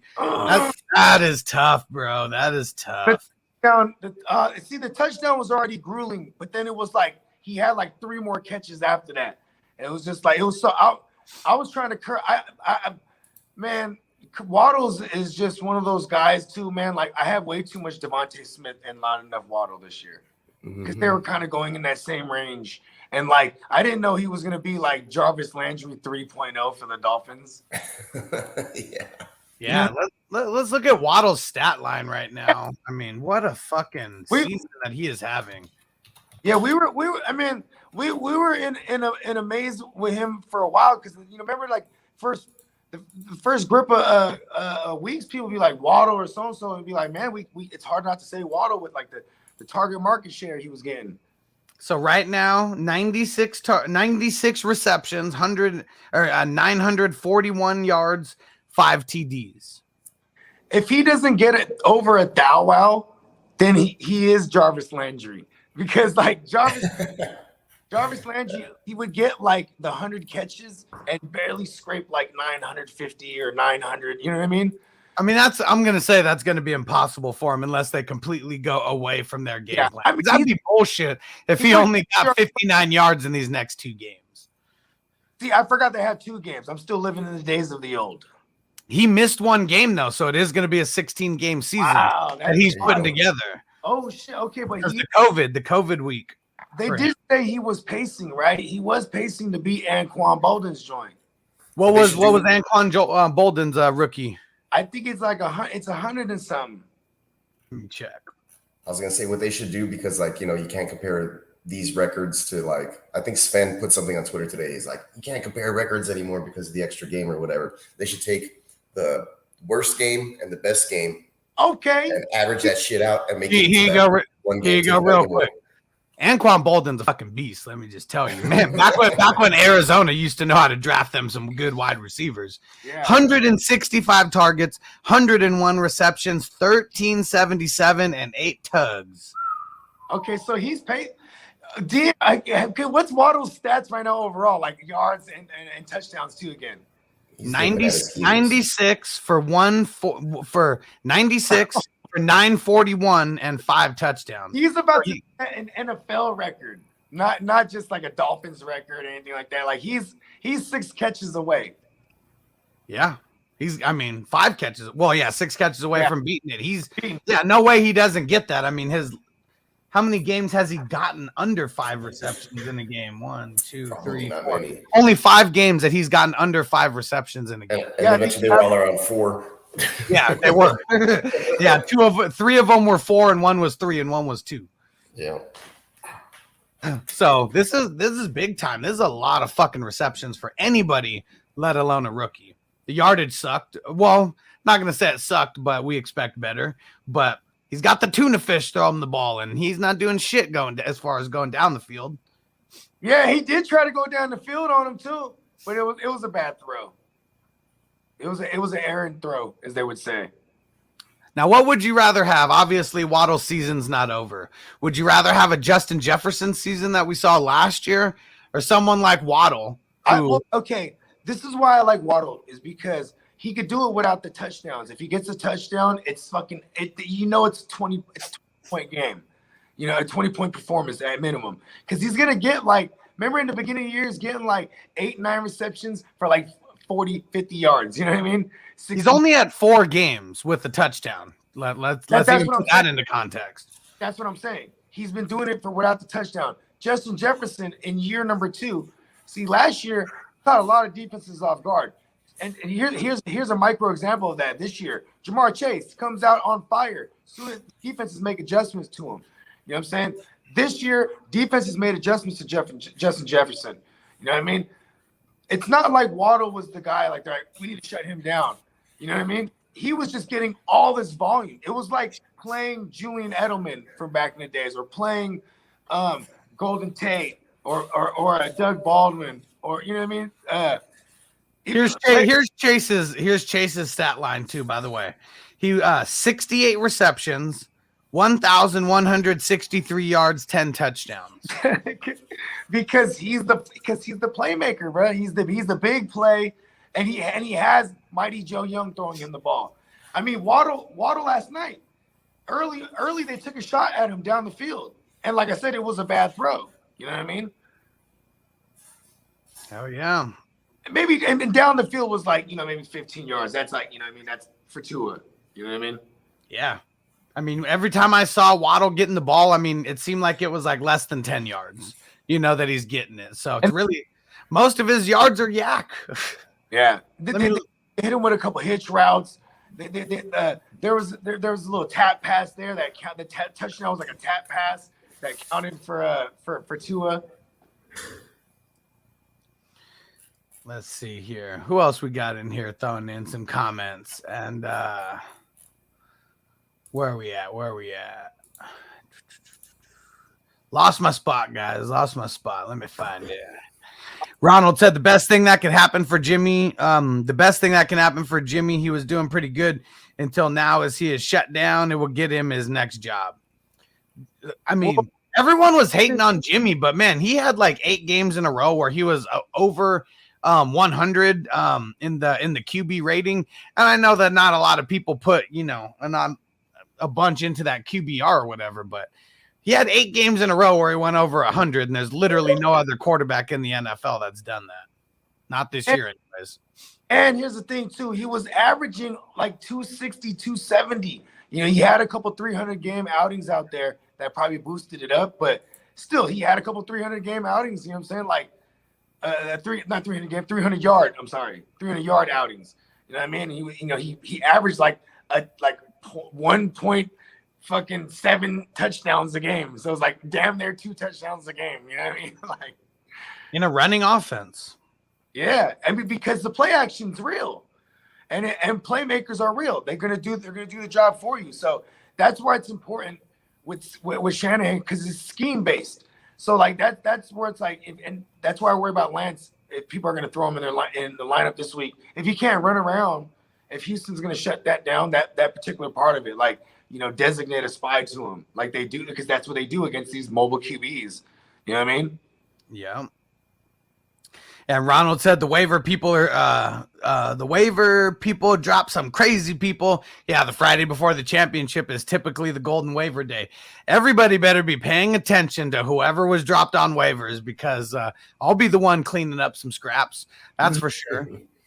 Yeah, I already cleared up all the spaceless shit that I'm not even going to use. I'm trying to grab up all kind of shit that I see out there. I dropped 4 guys, and it's like, whatever, nobody's going to play them. So I just wanted to cloud the waiver field, make sure people get kind of lost in that, make sure they're doing some research, sabotaging people any way I can. Yeah. Dropping names like, you know, guys that I know aren't going to put Darrell Henderson, like, before he goes on injured reserve and shit. I don't care. And Hess said Lance or Huntley.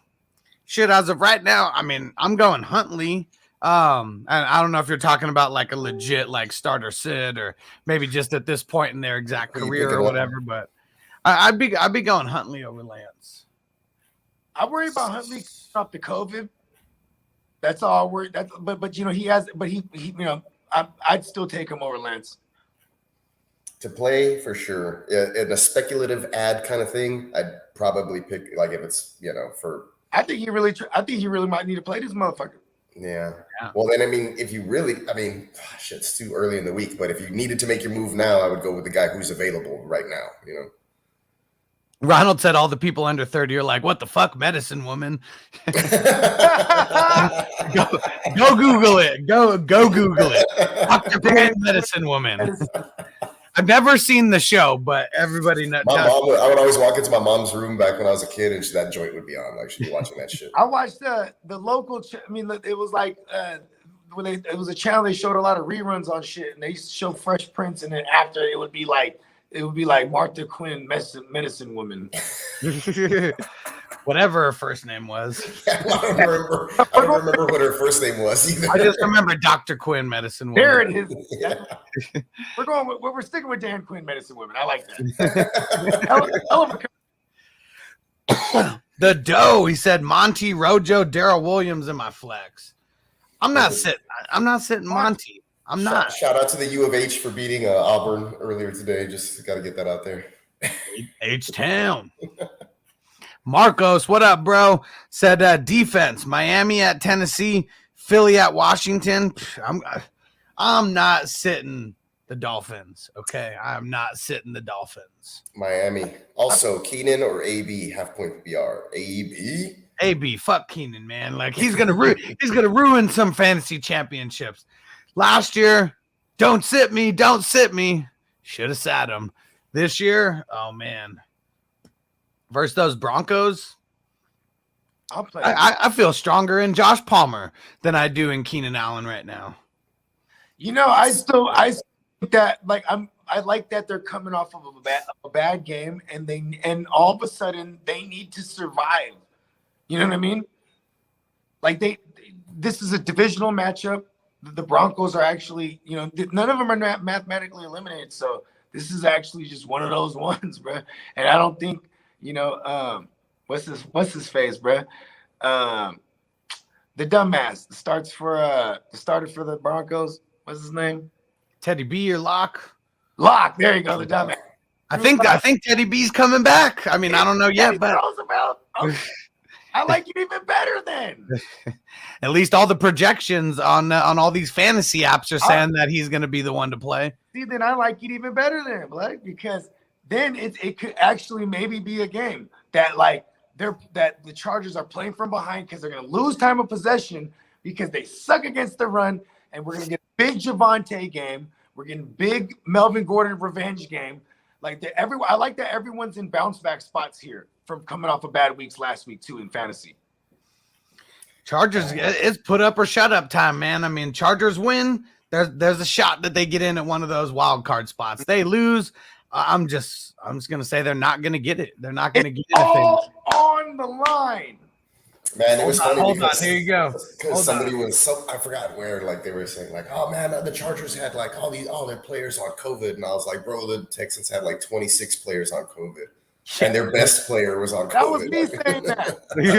Oh, it was you. It was you. Oh yeah, here we go. Last game of the year. Last game of the year. Can't hold anything back now. Can't hold anything back now. That's right.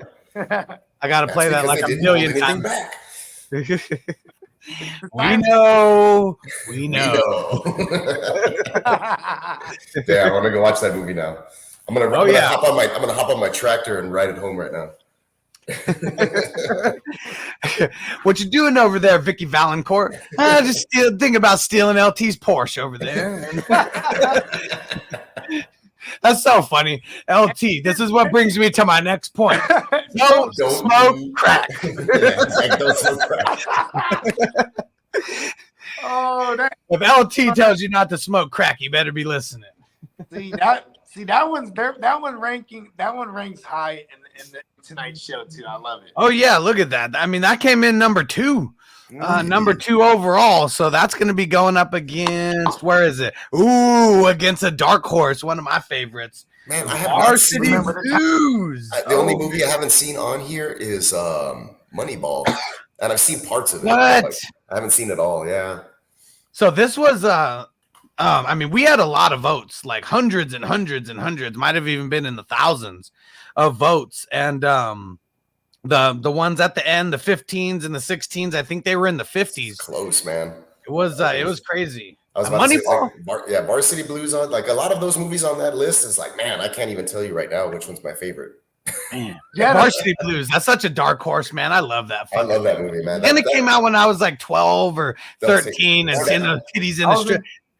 That movie literally came out when I was in high school. Like I just made Varsity Football, and it's like it's a film about life in Texas and football. So it's literally like you watch that movie, and it's my fucking life, dude. It's my fucking life. Texas. In America, we have laws, but in Texas, we have laws too. Yeah, dude, for real. That's the way it is. But it's crazy because, like, I remember being in high school and we'd win a football game, and then we'd go, like, we'd all gather at my friend's house, and it was right off the main highway. So we'd see all the team, like the people, the fans from the other team leaving after we'd already, like, whatever, like, they in town eating, and we were there with our Letterman jackets, waving them goodbye, right? Drinking beer and smoking weed, and then we go to a ranch and we go fucking party out, right? And of course we had kegs and beer because we had to just walk into the store with our Letterman jacket on, and they were basically giving us beer. You know, it was awesome being 16 years old and having, like, being the king shit of the town. It was just good stuff, man. I'll never forget those days. Football is king in Texas, boys. Man, that is for sure. I'd love to see some Friday Night Lights in Texas. Yeah, it's dope. I got to go see my nephew play a lot this season, and it was fun. It took me back. Not my alma mater, but a good school. They had a good run. Let's see. And sorry if I missed anybody's questions in here. We're getting a little bit off the rails, but just throw it in the chat if I missed one of yours. And David P said paid for next month in Super Draft out of the winnings. Hell yeah. And still have a lot of money in the deposit. There you go, bro. I like it. There you go. Let's get it, bro. I'm about to do the same. That's like a little extra, like New Year's, like extra money, like because I still made a little bit of bread that I never touched from the signing fools up. You feel me? Yeah. I forgot about that in the little bonus they gave me. So I'm like, cool, I'm about to just grab it all at once at one point. Probably this next week. I want to hit this week hard though. There's a lot of nice plays I could already envision this week. Oh yeah, and there's already a lot of people who I know are real sour about not being able to play fantasy football anymore because fuck those consolation brackets. But unless you're playing for money in third place, then by all means get that money. I'm going all out, man. I'm setting my lineups, and I'm still gonna work this week because I don't want to like just fade out and be like, oh, I don't know what's going on in fantasy. In my studio league back in the days, right? Because I don't play in that league no more because that league they're all boring. No one likes to trade no more. I mean, anyways, it was all about side betting in that league. So like when motherfuckers weren't in it, they would still be playing, picking up fools, like, and they're not even in the playoffs. So, like, then we made it a thing that probably killed. This is probably what killed it. Is that we made it a thing where now people can't pick up if they're not in the playoffs. You know what I mean? Yeah, I don't like that. I see when you do that, it kills the league. Like 3 weeks Yeah, ago, but you know because what I like, mean? but fools are like putting like real bread on their matchup though. Like it'd be like my lineup versus your lineup, fucking $100, and fools would have hella bets. You know what I mean? Like, Yeah, that's cool. And see, and that's like a different case scenario, you know, because I love playing in leagues where, you know, maybe it's like $100 league and I got like, you know, and I know I'm going to play a couple people for like just $50, you know, per game or something. Because I love winning my league fees from other people. Like Exactly. that Every week I have a guy, he's like, hey, on this bet or on this other game or whatever. Like and I'll tell you betting on fantasy, on other people's fantasy matchups. I've been on the other side of that where I had to pay for other people's league fees. So I know both worlds. Man, there was this one guy who, it was so funny. Just every time we played, it was automatically $50 on it, no matter what. And he could not beat me to save his life. I just kept having to ask him. We still keeping the bet going just to make sure that I could check his manhood real quick. And then he'd lose, and then send me the league fees. I forgot that news came out that Bruce Arians got COVID too, so he's probably not. Shit, totally forgot about that. Bruce Arians getting COVID. I mean, what's his name? Leftwich. I'm sure that he could coach this team to a victory over the Jets, but that's crazy. If Leftwich might, it might be. What if Leftwich is the interim coach? And I know that he's, you know, one of the people for the Jags. You know. Who the hell knows? Let me see who's going to be taking over play play calling.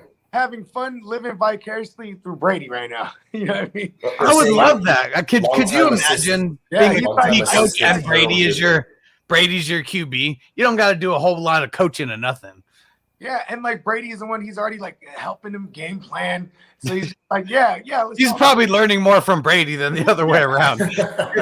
Like Brady's gonna coach this game. Brady and like a sack of avocados that tells him, like, he has like a sack of avocados that just he hears voices from, and it's just because that's how Brady is so much in tune with the avocados, bro. That he's just gonna know the plays to call. That's avocado. Yeah, they're saying that the assistant head coach or the assistant is going to be Harold Goodwin, who's going to take over the head coaching duties. But there you go. Antonio actually said he's going to be the interim coach. He said, I can coach this team to victory over the Jets. Yeah, that's why Harold Goodwin is doing it, because we don't know who he is. Yeah. Whatever your real name is. Yeah. We all know it's Byron Leftwich. We all know that's Tom Brady, Harold Goodwin. I hope Uncle Bruce is good though, because he's a dude that has like pre-existing medical conditions, and he's an older fella, you know. He's asthmatic, right? If I'm not mistaken. He has like, I mean, he had like some asthma or some, and then he had like. He's like fucking 80 years old too. Like he's old. Damn. Well, no, he's not. He's not. He's in his 70s though. I know he is in his 70s. Wow. I know he was the oldest coach to win the Super Bowl, right? Yeah, I mean, shit, he might 69. So yeah. There you go. Oh, hold on. We haven't been able to pull this one out in a while. 9, dudes. 69 years old. Man. Yeah, I know. Like every time I start saying people, like I gotta watch it because, like I say, like these guys are getting old or they're old or whatever. And like my dad's up around this age. Not gonna lie. So. Well, I mean, I'm sure we still say some, some guys who are like 37, 38, we still say they're old, but especially when we talk about NFL players. And I'm like, shit, I got to make sure to asterisk they're old in NFL years. Yeah, for sure. Think about this. Like when we was in our 20s, we thought people in their 30s was old. Oh, yeah. Oh, man, I can't believe I thought that way. You know what I mean?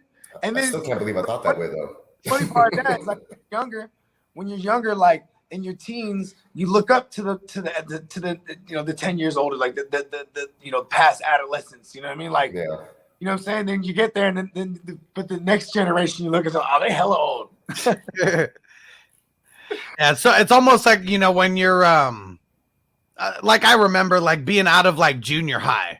Or like maybe being the eighth grader and seeing the seventh graders, come in. It's so weird how it's just like you get younger and it seems like all the kids are getting like that much smaller. Like it's just weird. Well, man, I mean, look at want to drop it on my kids. Send to school, bro. Like what I'm saying, like the junior high kids. I'm like, damn, they look hella like little, bro. Like when I was in junior high, I felt like we looked hella old. I had sideburns in junior high. That's what I remember. I remember seeing motherfuckers walking around with mustaches in juninger high. But We didn't know that they were 18, but they're still there. Held back a couple of years. That was when they still held back kids. You know, they in a lot of places, bro, they don't hold kids back. They just move them on, bro. They're just like, you need to all you're take doing these is remedial punishing courses. the teachers by holding them back. Yeah, they're like, you just need to take these remedial courses for the first 3 weeks, get you up to speed. Yeah, public school. My kids go to my kids go to Montessori, so they're like, they do their own thing at their own pace. They come back all smart and shit. Like, what the fuck are they learning? I'm all about homeschool these days, especially for Noble. Like shit, because like you see some of these kids who go to charter school, and you're like, you have to go to school like 5 hours, like out of an entire week or something, and like and that's what you would literally need to like graduate 5 hours a week of schoolwork. You know, like that's like the bare minimum. Like fuck, like. Oh man, Like, wish I could have been raised that way. The kids are the future. And Ronald said I had chin pubes in junior high. Yeah. There was a lot of chin pubes walking around in junior high. I remember. The kids, I'm like, damn, you guys look hella tiny, bro. I'm like, what's going on? And you know what movie like makes me think of it too is you guys ever seen that movie Good Boys? This is the one that Seth Rogen did. Oh yeah. I mean, those kids were just so tiny, but man, it's so funny. Like that's like every like. Those guys had some pounds on them, man. That movie is. I remember being that way when I was like in middle school, like being a foul-mouthed little twerp, foul-mouthed little fucker. That's what I'll call myself back then. Messing with my sister and her friends because like my sister was a cheerleader in high school, and all the girls were always around the house. So I was always fucking around. Like, I just remember being that kid. Like, get out of here. Describe me in a nutshell. Yeah, that movie Good Boys is one that we're definitely going to be breaking down on the Movies and Munchies rewatch that one. I saw it. I gotta revisit that. I haven't seen that shit in a cool minute. Yeah, I saw it once when it first came out, and it's been a minute. The funniest shit was when they needed to raise $600 to get that to get the what's it called the drone that they had to replace, and they found their dad's CPR doll. Which was really just like one of those life-size like fuck dolls. And then someone comes in, they're trying to sell it to him for $600, and he's trying to haggle, and then he leaves, and he's like, "You chumps! I would have paid $1,000 for this."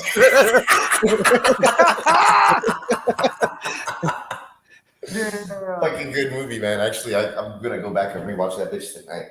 Dude, Seth Rogen, man, like what a savage. I almost think he's funnier, like just like being behind the scenes and executive producing some of these movies. Yeah.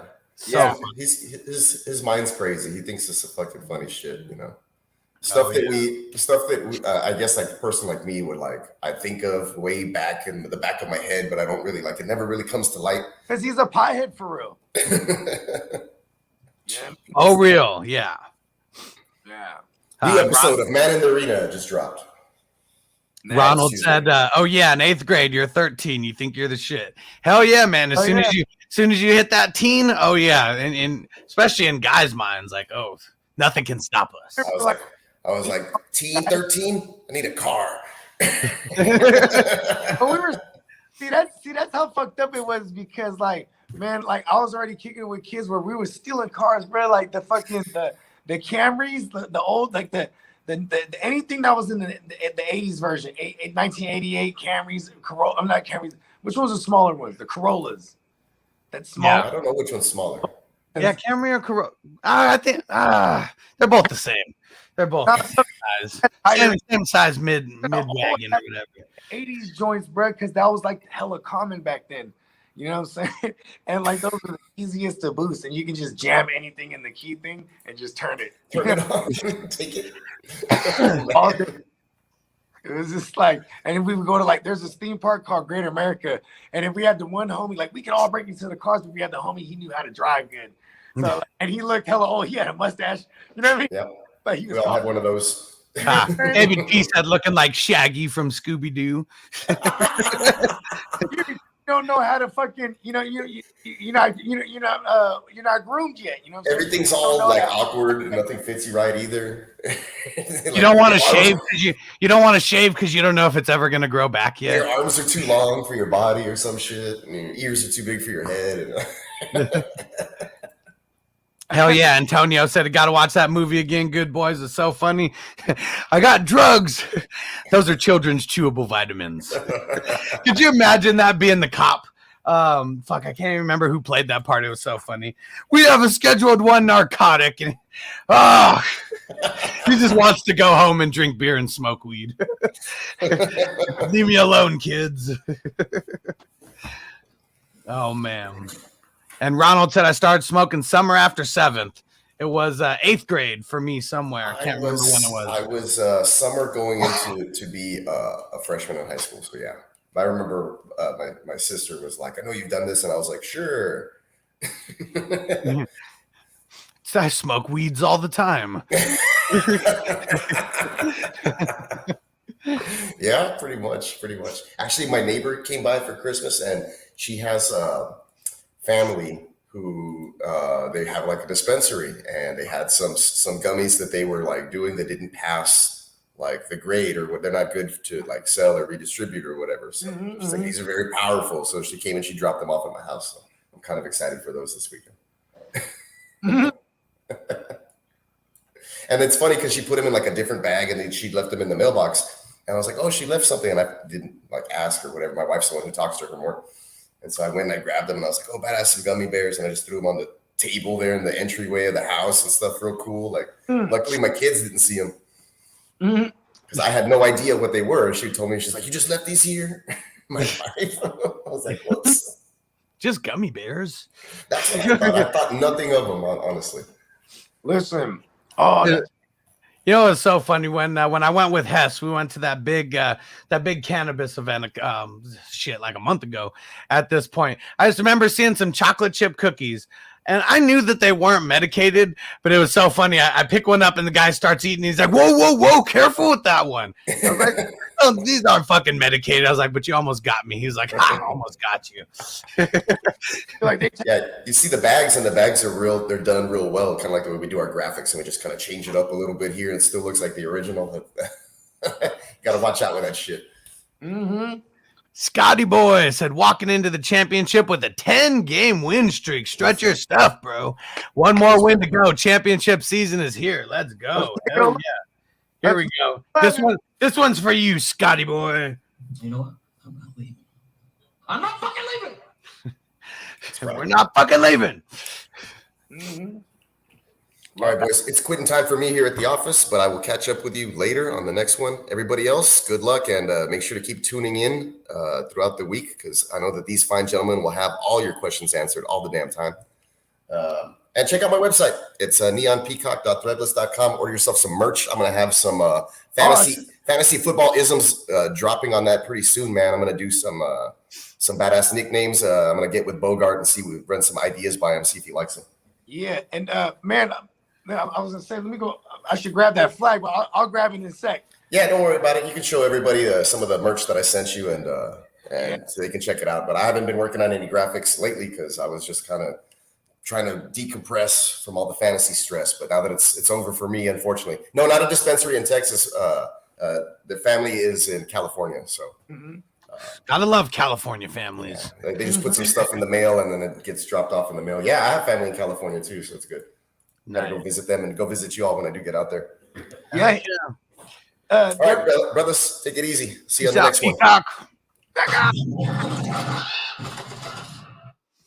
And we're almost out of here as well. Let's see. Was there any other questions in here? Ronald said, I had the honor of being the first kid with BO and man boobs. You were the first one to discover deodorant, huh? Hey, bro, I was already thinking as a kid, bro. I was like, you know what I'm saying, man? Listen, I feel like we grew up, I don't know, man. Maybe it's because we ate like better foods than I don't know. Because maybe our generation was the start of eating bad, huh? I mean, shit. I remember those 89-cent Big Macs like way too often. So You know what's crazy though? It was like you go to the South, right? It's like I guess when you're closer to the equator, everybody's just huge, bro. Because even like the athletes is just like, how come every year like It's more the corn is just different in the Midwest and the South, apparently. I need to get me a batch of that. I know, because those corn-fed white boys, I don't know. I didn't really see them out here in California too much. It's a different type of corn, I guess. Right? We got a ton of corn out in this motherfucker too. And David P says, I was tearing roofs off at 13 years old, bought a car. Hell yeah. Yeah, and Ronald said we were the first true fast food generation. That's for sure. We definitely, yeah. I grew up way too much on fast food. That's for sure. Real talk, because I was like the shit. Like we're going to McDonald's, yeah. You know what I mean? Hell yeah. Like what was it? Man, Eddie Murphy had the skit about it, bro. He had the bit. I'm going to McDonald's. We got McDonald's. Like, you know, Where'd you get that big green welfare burger from? And you know that burger was so much better than the McDonald's burger too. It probably was, bro. What you making eggs for? I want a hamburger. You making egg McMuffins? Bro, is that delirious or raw? That one's raw. Oh yeah, raw's my favorite, dude. I saw that one first out of the two. I wish I saw delirious first, but raw is man, it's got a special. No, I definitely saw raw first because raw's also the one that had the where he's like, you know, when he's like, well, Rocky came out, he's like, yeah. Hey, Rocco! Hey, Rocco! Like that shit used to have me dying. Like, oh my god. You see him? He's 6'5". I'm 5'2", but I'm Italian. Watch this. Excuse me, brother.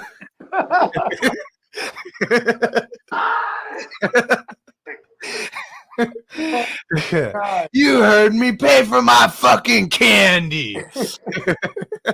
Oh, you just seen Rocky, didn't you? It's that music, man. It's that music that, you know, just those violins, it tears at your heart.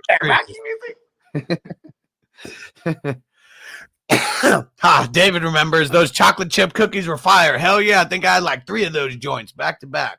Those things were damn good. Oh, man. And my man Jack, he said, first year for the Vampire to win the championship. Let's go. So I've had, one league for Vampire League has been going for 3 years. And then I started 3 other ones this year. And Jack is the first vampire that has made it all the way to the dance. Yes. Let's get my team fucking sucked in that league. I literally did not win a game. I had so many fucking injuries in there. It wasn't even funny. Let's see history, Jack. Jack could do it. And Ronald said, yo, in my middle school cafeteria, they had the meat patty boxes stacked behind them, and it said grade E, but edible. Even McDonald's is a grade C. Oh, man. Oh. I don't know. When I got, it was crazy because when I got into junior high, they had those carts, you know, it wasn't just the cafeteria food. Man, we had Arby's, we had Pizza Hut, like we had so many like random places. And I remember in high school, I went to school by the beach. I went to school at Mission Bay, like literally right by the water. And I guess it was just a lot different because we had the cafeteria food, but we had lunch carts literally all over the place from fucking everywhere. And I remember they even had a spot where they were literally grilling up burgers like every single day. And they were legit fucking burgers too. Nice. So you just go buy a burger. Yeah. Yep. Right. Either that or hit up a pizza, one of those personal pan Pizza Hut pizzas or whatever. But yeah, the choices were lit in high school, and we were always getting stoned right before lunch. And we actually came back to school to get the lunch from there because, I mean, we had Wiener Schnitzel. That was close. I mean, what else was real close? In-N-Out was close, but no way you were fucking making it to In-N-Out and making it back to class. That was never happening. I remember we used to always just McDonald's breakfast, bro. Like you going to first period, you go to first period. Nah, I used to be at the McDonald's just eating. Like we would burn and just eat, and then like we would just like that was like a fucking like a place like bro, a routine. Everyone had that whatever with the closest, whatever the closest fast food joint. That was always the get together, like before school or after school or whatever. I remember when I was a senior, it was so dope. I was on the yearbook, and I was really good at forging the yearbook signature. And I came up on a pass of passes. And man, that was the dopest year because I was literally just walk in class whenever I want and give them a fake pass. And Get people I out. accepted it like it was gold. It was fucking awesome. It's funny because like fucking man, we had a Wendy's by our high school too.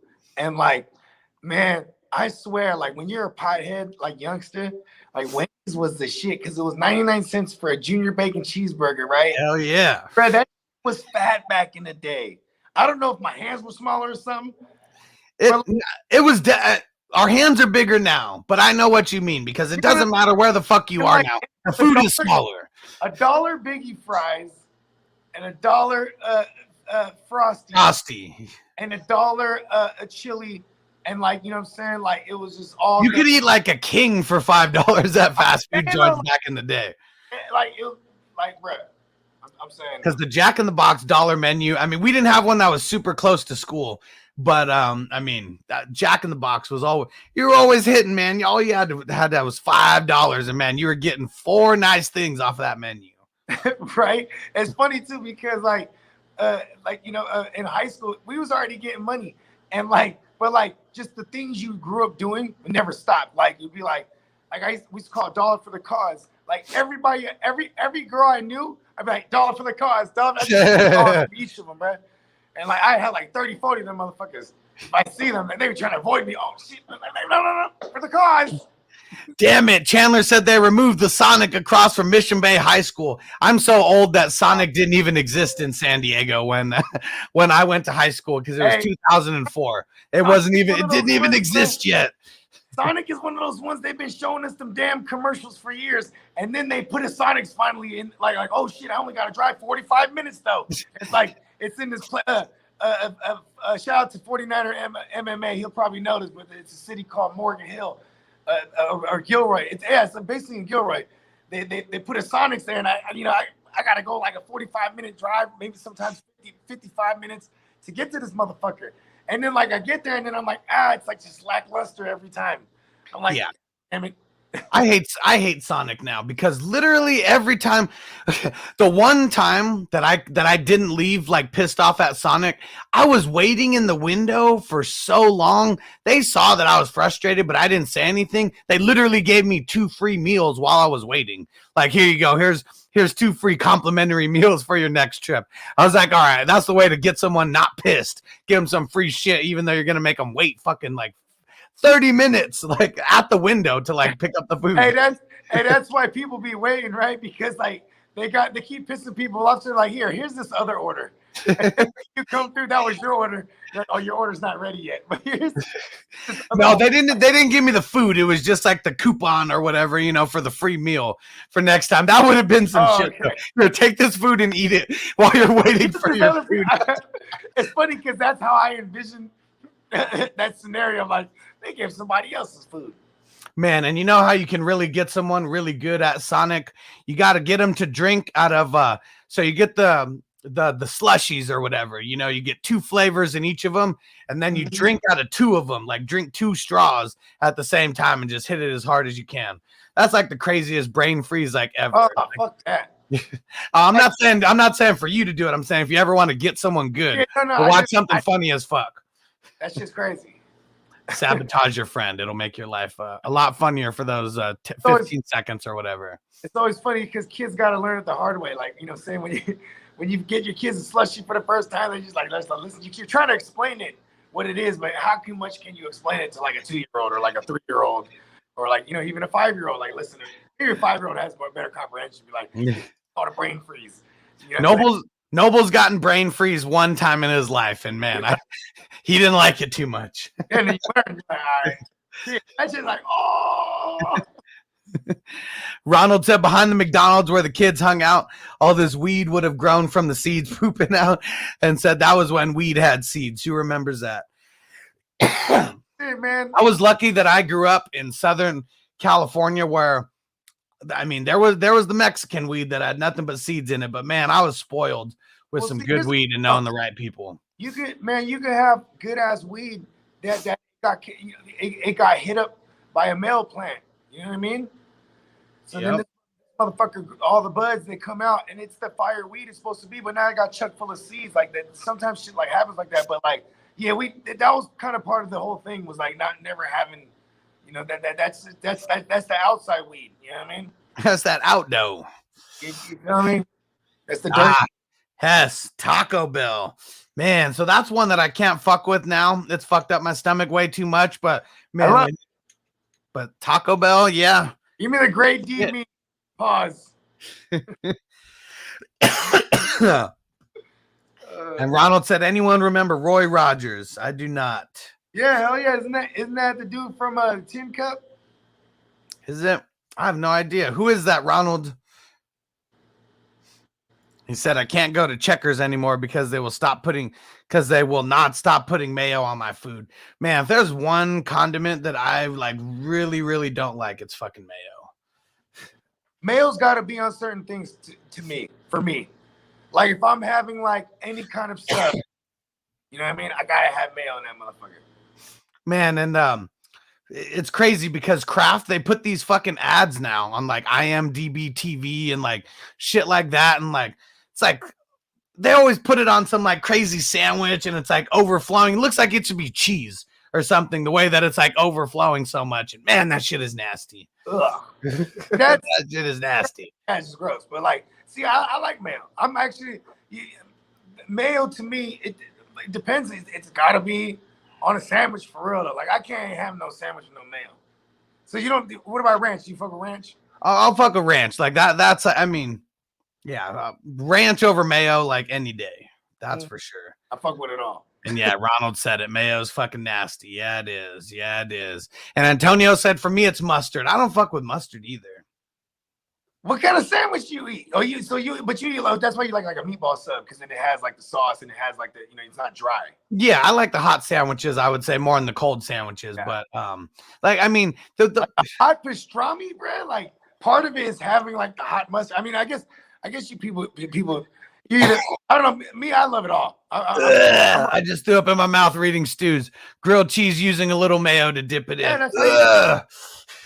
That's how you're supposed to do it. Like, and you know, because listen, I use butter traditionally, but I also like what I'll do is I'll melt the cheese first, like in the microwave with the bread, and then so when I do it with the butter, I don't burn it. You know what I mean? Because butter burns hella fast, right? But if you put mayo, that's when you can really get the nice little toastiness on it without it all getting all burnt up, because the mayo actually it makes it hella bomb, bro. It's one of the it's like one of the better ways to make your grilled cheese. Yeah, I really don't like I don't like a lot of condiments is what it is. I mean, let's do this. We're at a ball game, the baseball game. We're getting hot dogs, bro. What's on your hot dog or your hot link, whatever it is? Cheese and ketchup. That's it. I'm not really. I like if it's a hot dog for me, I'm going for a chili dog. You know, like that. Like that's what I would go for versus just like a plain dog. Me, I'm taking the chili dog and I'm putting, you know what I'm saying? I'm putting cheese on it and like onions and fucking and if I'm high and you know what I'm saying, in the moment, I might. If you're high, you mean when you're high? Yeah, when I'm high, I'm gonna dress it up like I do a regular hot dog. It's basically like a hot dog with everything on it. And then that motherfucker's like, I don't even know how I'm eating it, because you can't. There's no more dexterity to the bread. Nothing. It's just everything. Yeah, it really just depends. I mean, I just like having good meat that's prepared well, because I mean it goes back to the like, you know, the A1 versus no A1, because like if it's a good steak, to me I don't need any kind of sauce on it, you know. So I mean I'm just a stickler for some good meat, that's for sure. Yes, I can attest to this. And Peacock says I'm all about the sauces, and he says ranch over mayo over blue cheese. I will agree to that. See, when I'm eating wings, then there's a place for blue cheese for me. I like the ranch with the wings too, but like, man, I was late in life on blue cheese with wings. Like, I mean, like, that's like the only place for me when I'm having blue cheese. I've still never got there in life. I can't really do the blue cheese. It'd be the ranch. delicious. And Ronald said, dude, were we all brainwashed to love fast food, the toys, the experience, the addictive chemicals in the food? Yes. I'm 39. How old are you guys? I'm turning 37. I'm turning 36 in like 2 weeks. So we were definitely brainwashed, that's for sure. And that's crazy. My son's birthday, my son has the same birthday as you. But Dan, it's coming up. That's crazy. It's getting close. It is getting close. I'm about to rent one of them jump places. You know what I'm talking about? Like you go like room to room, but it's really like when I'm living in that world where it's just gonna be us. maybe like one other family, but I don't really want to be this. That Omicron is running rampant, bro. That's the best way. I can't wait till we're doing it like I can't remember who it was, Kevin Hart, who he said when he went to like Six Flags with their kids and they rented out the whole place. Yeah. Man, that's gonna be the shit. I would love to ride that X over and over and over again. So here's the one thing that I realized. Okay, so I went to Six Flags. It was back when I worked at Vaughn's, way back in the day, and they bought out like the whole thing for the night. Mm-hmm. The only way that you got tickets is if you went to Vaughn's or you worked at Vaughn's. You had, you knew someone who bought tickets for you or whatever. There, man, I went on like 7 roller coasters within an hour. Like we were literally like on those motherfuckers, like 10-minute lines. Like I got the gnarliest fucking headache. Like you are not supposed to experience that many G-forces in that amount of time. They're like right over there. They called it the Goliath back in the days. But what's it called? What's it called now? Is it not Goliath anymore? You would go up, and first of all, it doesn't have an overhang harness because it doesn't go upside down. But the G-force is so crazy. So when you're going on a drop, it's damn near steep, but the G-force is so crazy and it holds you in. You know what I mean? Basically, and yeah.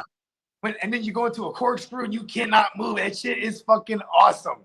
And like no one was riding that ride, so we kept riding that ride over and over and over again. And yes, that shit did fucking, it had me like whoa, like you know what I mean? Like you know how like when you ride elevators all day, like when we were in Vegas, we're going up and down elevators all day, escalators and shit like that.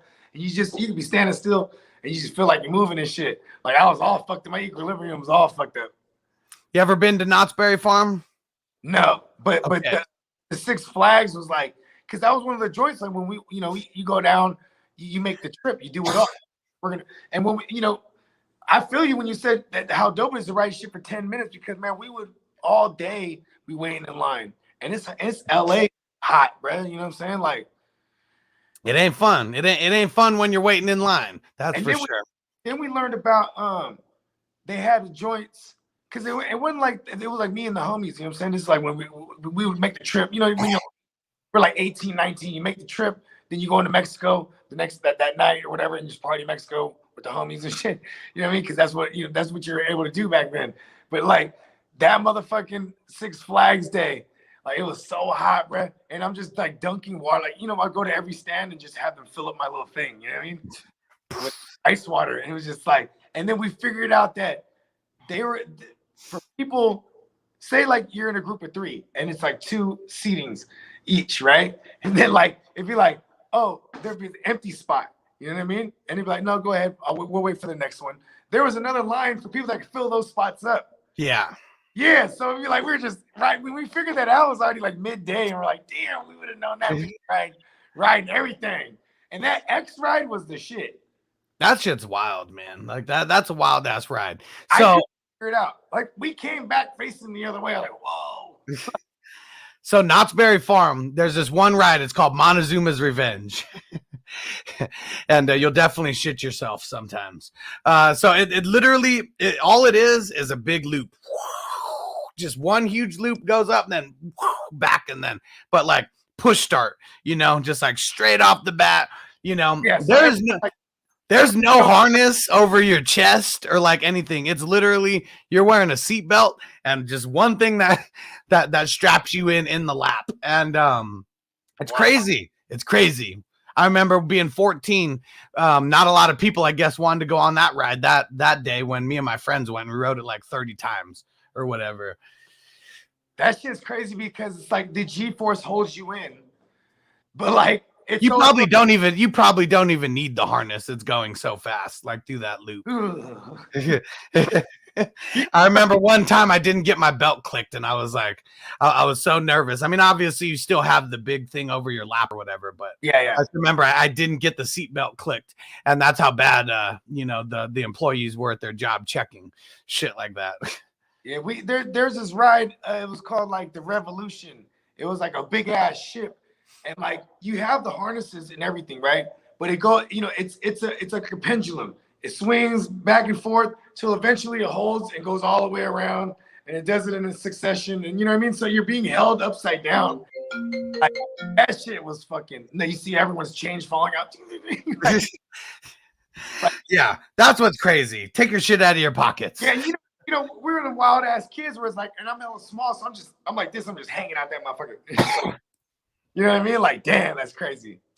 Chandler said the X will really put you in the Matrix, Bogey. That was a crazy. I mean, there's a lot of crazy ass roller coasters. That is a crazy ass roller coaster. First time we rode it, we waited 2 hours in line, and by the time we got to ride it, it was nighttime. So like, I don't even know who or what the fuck happened because it's like different at night. You know what I mean? And then we came back early the next morning. We're like, we gotta go straight to that X thing. That shit was fucking tight. You know what I mean? Hell yeah, that's just wild. T-Money, Cedar Point, Ohio. I've heard of it. I've only heard the stories. And he said they got a Top Thrill dragster. It's a roller coaster that shoots you off 120 miles an hour. And the hill is like 400 feet tall. Yeah. Damn. Yeah. Hey, I don't even like roller coasters anymore. Like now I just smoke too much weed. Like I don't even want to go on roller coasters anymore. we got this one out here, right, at Great America. It's called the Drop Zone. It takes you straight up, you know what I'm saying? And you're free, you're hanging, you're sitting kind of like a bench thing, you know what I'm saying? And you have the harness and stuff like that. And like the trick is to like not push it all the way against your chest. And people are always doing that. So like when they come around checking you, they push you, they make sure you're locked in. Because you're about to free fall hella. Man, my butthole's puckering just like thinking of like being loose. Listen, in a ride like that. like, well, because so you can levitate. You know what I mean? Exactly, yeah. And like, so that when but see, the scariest shit is when they're bringing you up, because they bring you up fairly fast, and you're watching the whole world around you, and then you see like the Niner Stadium and all this shit, because it's like right by. This is like where this was. I need to smoke weed just thinking about going up that high. And then they get you up there, right? And then they hold you up there for like 10, 15 seconds. And then like it seems like an eternity. Yeah. And then here's where they get you, because they go, enjoy your drop. And then they drop you a little bit. And then that's the one that people are like, oh, like you hear everyone scream on that one. Ah! And they hold you and then they drop you. So like they fucking, but everyone that knows they're just ready for it. You know what I mean? Like we've been on this ride a million times, and I'm just like, and just the free fall, like it was like I have dreams riding that ride. And like now I can't ride that ride because I feel like I'm gonna fucking like lose my hearing, or fucking like the G-force is gonna like tear my guts up these days, because I don't, you know what I'm saying? I'm not a young tyke anymore to be traveling at fucking, several G-forces with no containment around me. So I just looked. So Scream at Knott's Berry Farm, or Supreme Scream, or whatever the hell it is. Pretty much one of those ones, just like you're saying, takes you up to the top. Mm-hmm. I think they started it off as some like parachute ride, and it's just one of those ones, literal free fall or whatever, 325 feet high. Like, man. And I mean, look up Great America Drop Zone, Northern California. I think they changed the name of the park from Great America. It might be like Paramount or something like that. 224 feet. Okay, so this one is clowning the Drop Zone. Wow. Because the Drop Zone is like my girl, she was like, she rode it with me one time, and she's like, never again. And she was like, she rode it like one time as a kid. And like, because as adults, we're just like, we take the kids to the theme park, they ride the little kiddie rides, and no one ever wants to ride Drop Zone. That line's not that long, at least, and before the apocalypse. I imagine all these places are like closed now. You know what I mean? Man, those are just scary. Those scary. I'm glad I did them at some point in my life, but no more. I'll just keep my feet on the ground. Even the fucking that big Ferris wheel in fucking Vegas. I want to see how high that actually goes. So like, man, even like they got this joint there. That's the one on top of the joint. 550 feet. And like, man, me and heights don't do well together. And I just remember, man, I was like not freaking out, but I definitely was like trying to get as close to like the floor as I could while we were going up on that. You know, 550 feet. Hey, what fucks me up, right? Is like, so we went up to like the little we we went up to the little like Vegas stratosphere shit, right? And that shit is fucking hella high. Yeah, the little Vegas stratosphere. That shit's fucking huge. Yeah, but it's hella, you know, because it's dwarfs comparison to the real joint, right? But anyways, Yeah. like they, you know, they got the little panels when you're up in that thing. There's the little glass panels, and you're basically like, you know what I mean? Like it's basically the floor. You know what I mean? So you see all the way down. And if the little stratosphere is 1,149 feet high. Yeah. So my man's, he's like, you know, he's hella faded, and he's like, and he knows like I'm walking around with like my knees shaking, and then like, you know, he's dancing on the glass. He's like, hey, look. I'm like, don't do that. You're gonna fall. So one of the places that I love eating in Vegas is the Stratosphere, that top of the strip or whatever they call it. It's super dope too, because like man, I mean, just the whole experience is fucking awesome for fine dining. And but the scariest part of that, because the whole thing rotates. It's like it rotates one time an hour or whatever, so it's going super slow. You get to see the views of everything while you're eating. But when you randomly go to the part where it's like the rides and it's people like base jumping off the side of that, like, man, I will never fucking do that. Human beings are tight, right? You can't. You know who kills me? It's this guy. His name is something Jackson. I know it. Jackson's in his name, but he's a white dude. He's like a European guy or so. I forget, but he's like a foreigner. But he climbs shit bare hands. Have you seen this guy? And he's jumping from building to building, and like he's climbing like just everything you can imagine, bro. And like I'm like, yo, this guy just has his GoPro, and like he'd be like hanging off of cranes hella high, one arm. I'm like, nothing, just climbing shit, bro. It gets me scared to like watch shit like that. Like it makes my anxiety go through the roof. And I don't have anxiety about too many things other than police officers. Hey, that's one of those things. You ever seen the dude who holds the record for the highest skydiving shit? No. Dude had a plane that damn near went to space, right? And then he was launched out of this shit, then jumped out of that. So he's basically like, I forget how it went, but he's basically jumped from like a part of the atmosphere where he had to wear like a suit. So coming in hella fast, like building up heat, you know, like because you're entering like the atmosphere, bro. Guy holds the record though, and he like loses control at one point, and he's like tumbling, and like you know, and then he pulls it off though.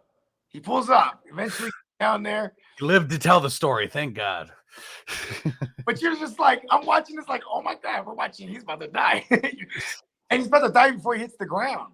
It's how violently he was like spinning around, like he was damn near fucking burning up. You know what I'm saying? Like, that's if you don't have a fucking heart attack while you're coming down too. Like, geez.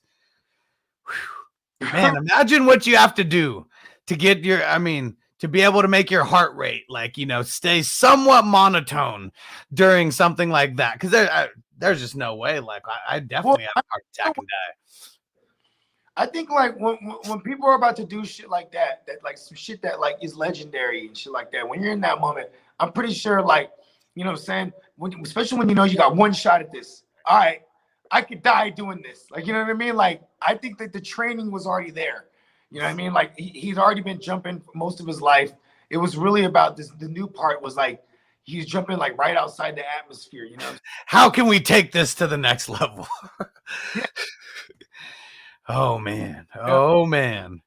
And Ronald said you get that feeling in your balls that says don't do that. I'm telling you, man, I've never had that feeling so much when it comes to heights. Like you just feel it. Like for me, that's when I say I feel like my butthole's puckering or something. Like it's definitely something that says like, no, stay away from that. Stay the fuck away from that. The only other times I've gotten that feeling is like when Noble was like 2 years old being like way overhead, like at the park or something where I just felt something bad was about to happen. And luckily I was always there to catch him. Yeah, dude. Again, I think I was all about the thrills because I actually had trust in like, the constraints, constraints or whatever. Because then it's like I would never like, jump in a stuntman's car with like a seatbelt on or something. You know what I mean? Like, hold on, kid. We'll trust the process.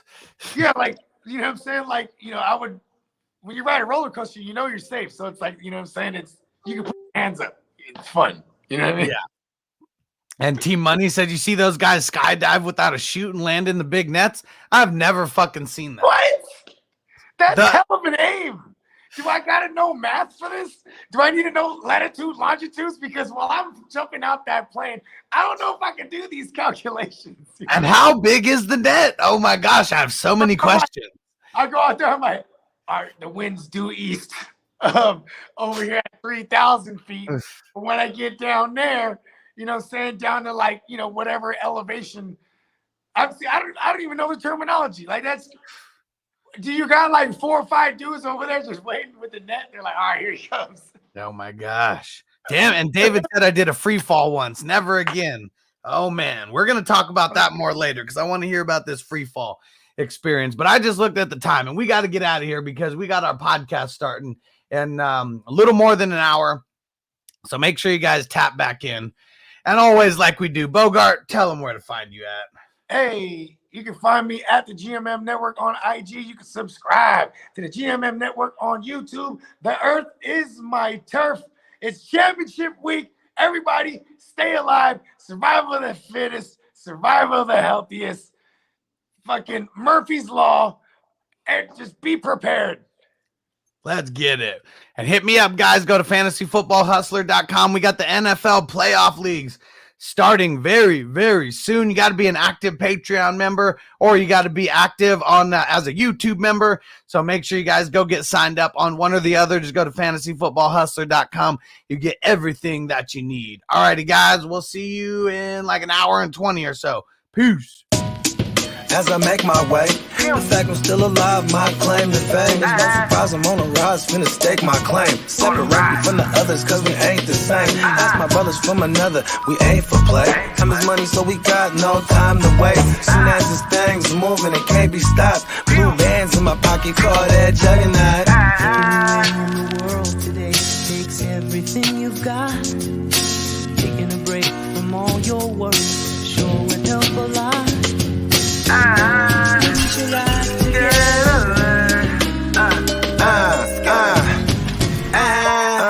You know the stat quo.